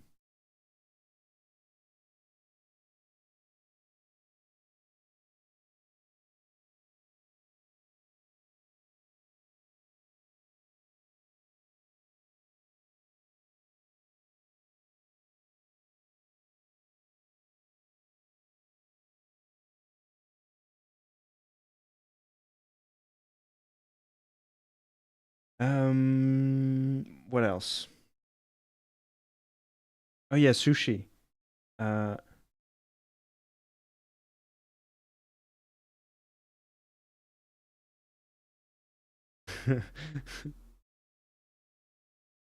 Onion headline. That's not for sushi. I'm just saying it. Onion headline says impressive GTA 6 trailer features characters claiming they're sentient, begging for release from digital prison. Sushi, there's Pillars of Eternity. First of all, I think you got the refund. I love Onion. Onion is fucking phenomenal, dude. Let's go read some headlines a bit. Sushi, there's Pathfinder: Wrath of the Righteous on sale for like $8, right around. Okay, yeah, no, I got it cheaper because it was part of a bundle, and I already owned the other game, so the bundle gave me 10% off. But if you buy it in and of itself, it's $9. It's 60% off, and I bought it. I'm gonna play it after I play Pillars of Eternity. I want to get through these two first because I'm having a good time, I should say. It's still the beginning. I'm 5 hours in, but I'm having a blast. And if you pick up Pathfinder: Wrath of the Righteous, I think it'd be fun if we can kind of play together. Not in co-op, I'm saying, but well, I mean, I could go on Instagram, but that would require me revealing my username. And since it's my full government name, I'm not going to do that. But Onion. I'll see. Okay. Oh, no.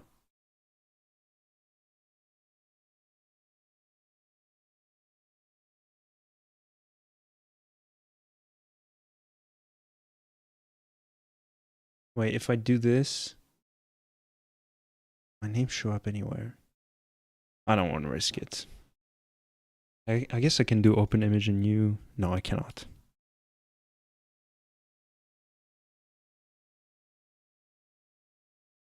Katy Perry teases new single, quote, "Stop making fun of me." Studies show that friend that sent you 13-minute video must be fucking delusional.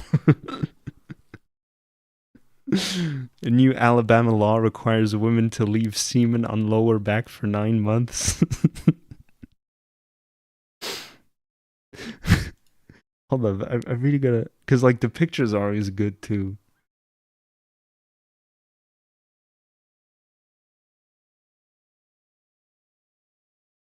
I guess I can go on their website.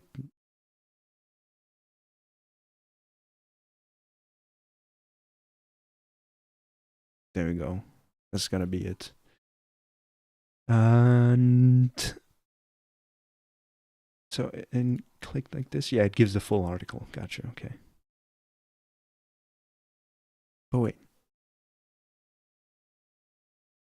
I love that they make it look like an actual website, like a news website. Anyway, boom. Okay, fantastic.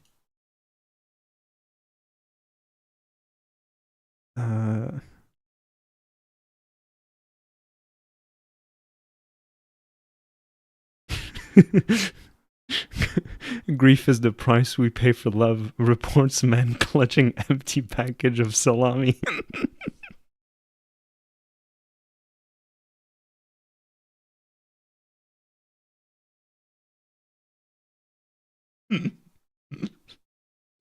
Oh.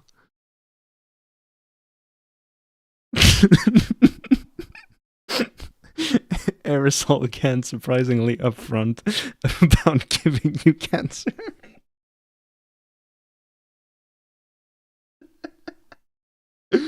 Uh, Look, it says contains known carcinogens, almost as big as the Lysa logo. Damn, they really went for it, said 29-year-old resident Maureen Benthos as she inspected the can while shopping at the local Target, pointing out that the container had the word carcinoid, that word in 3 other places, all in bold red lettering. I'm sure I can get taken down for reading new onion headlines like this, but you know, go support them. They're funny.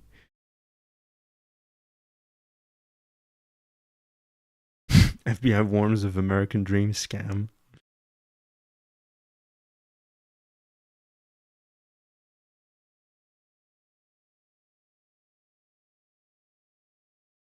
Oh my god.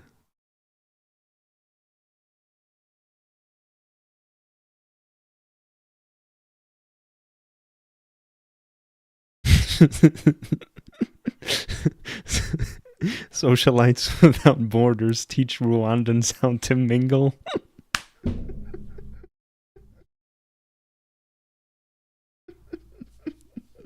Oh my god, this is so fucking good. I really want to read. I'll read the whole article afterwards.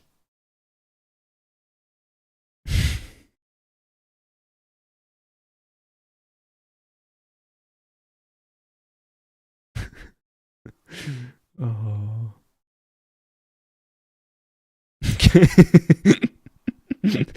Conspiracy theory wastes no time getting racist. Oh my god, this is so fucking good. The picture too. This is some fucking suburban dad. Oh god, can I read this? I'm sure I can. Just I feel bad. I'm kind of like ripping them off like this, whatever.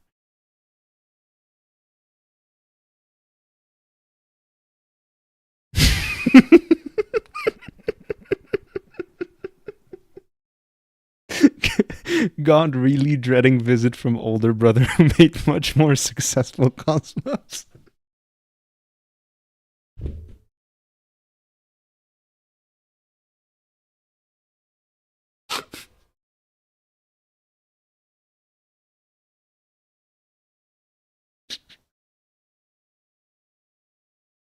Oh my god.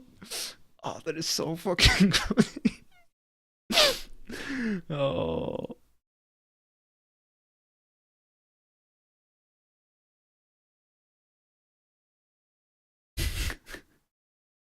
Oh.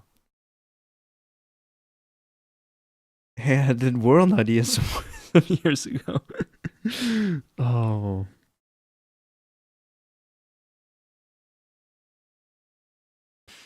Golly.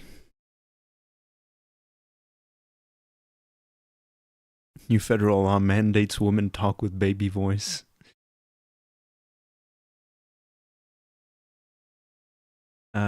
I think there was one that was like Somali 14-year-old boy buy a car in a midlife crisis. God damn. Oh my god. Basic woman's entire personality revolves around things she enjoys. That's how most of y'all kind of behave. It's like, I can't even explain my thought process here. It's like you see someone enjoying themselves and be like, no, making it their whole personality. Like, yeah, let someone enjoy something. Rotation of Earth plunges entire North American continent into darkness. Senile grandma tries to set up grandkids with each other. Anyway, we can keep going on like this for hours. I know I could. Oh. Ethical diamond company only uses white children to mine. Alright, well there you go, people.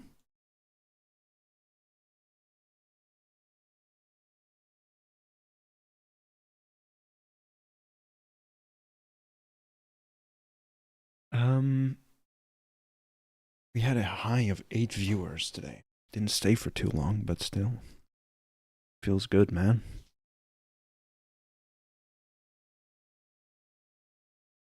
Still thinking back on The Tico is flying away. Welcome back, Rabik, first of all. And yeah, I'll be wrapping up in a bit here. I still remember when I was playing fucking Undertale. One time I had like almost like 25 concurrent viewers in the span of one stream. Crazy. I don't think that's ever gonna happen to me again. But at least we got Rabik out of that, and that's the most important. You know what I'm saying? We'll be back on. I'm really excited for Majora's Mask on Sunday, because I was talking to our dear Maud about it. We're just like, reflecting back on the last episode and the cool things we saw.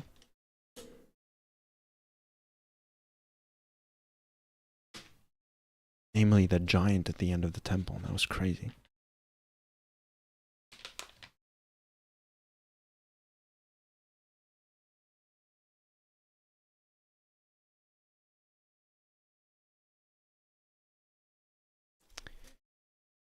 But yeah.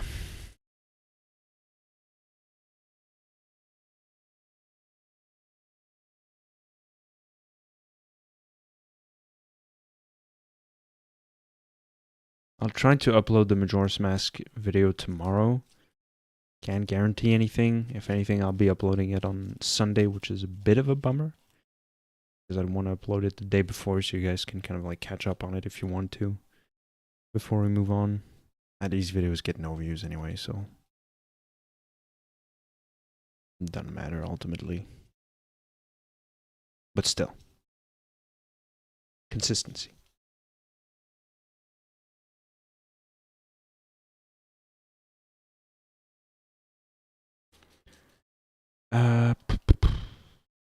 Is that all I got for you guys? I think that's all I got for you guys.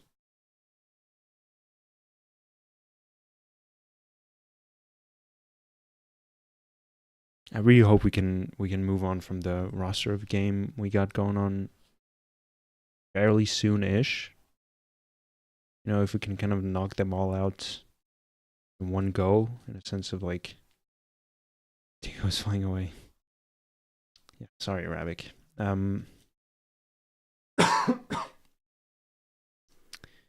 Sadly, we'll meet again. Don't know where, don't know, but I know. Some sunny day.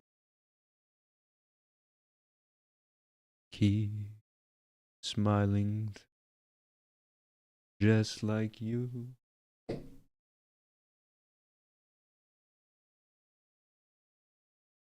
Always do, till the dark clouds part away. Something like that. I can't remember.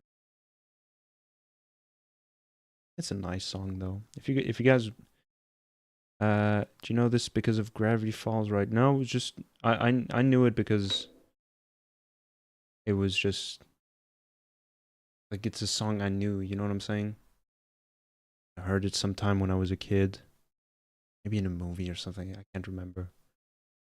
But you guys should go check the Ink Spots out. Obviously, you would know the song Don't Want to Set the World on Fire. But they have other nice ones like Maybe and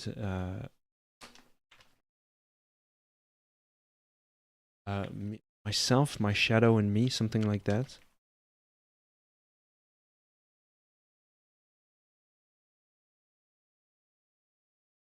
If you guys want to check that out. Some really nice tunes.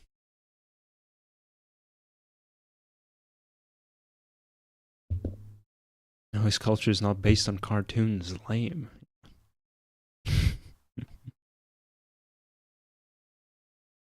I don't even remember that this song was in Gravity Falls. Oh, see, honestly, I honestly also don't know if I don't remember if I actually finished the show or not.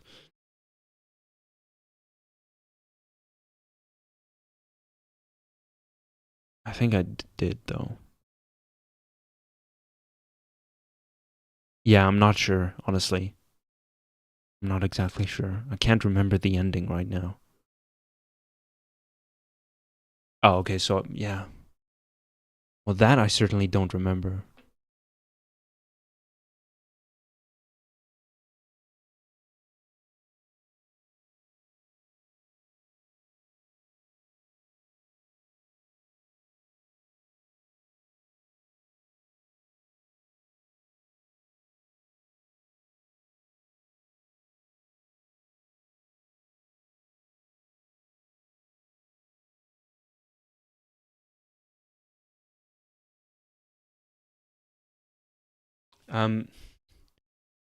We watched Over the Garden Wall? I don't think so. No. I had no idea this existed. Or just told me about it.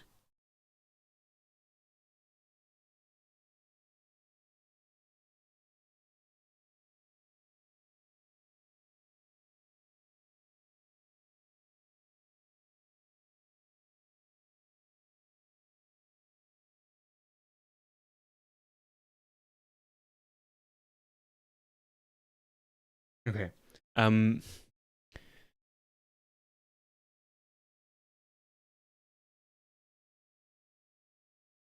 Your favorite thing in the world, period. Wow. Pretty high praise. I'll keep it in mind. I'll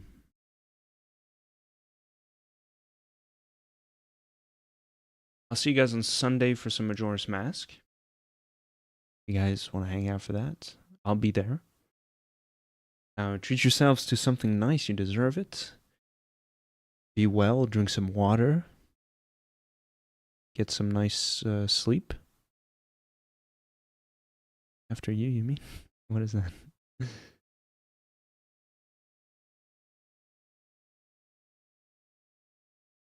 did I say? Oh, okay. Yeah.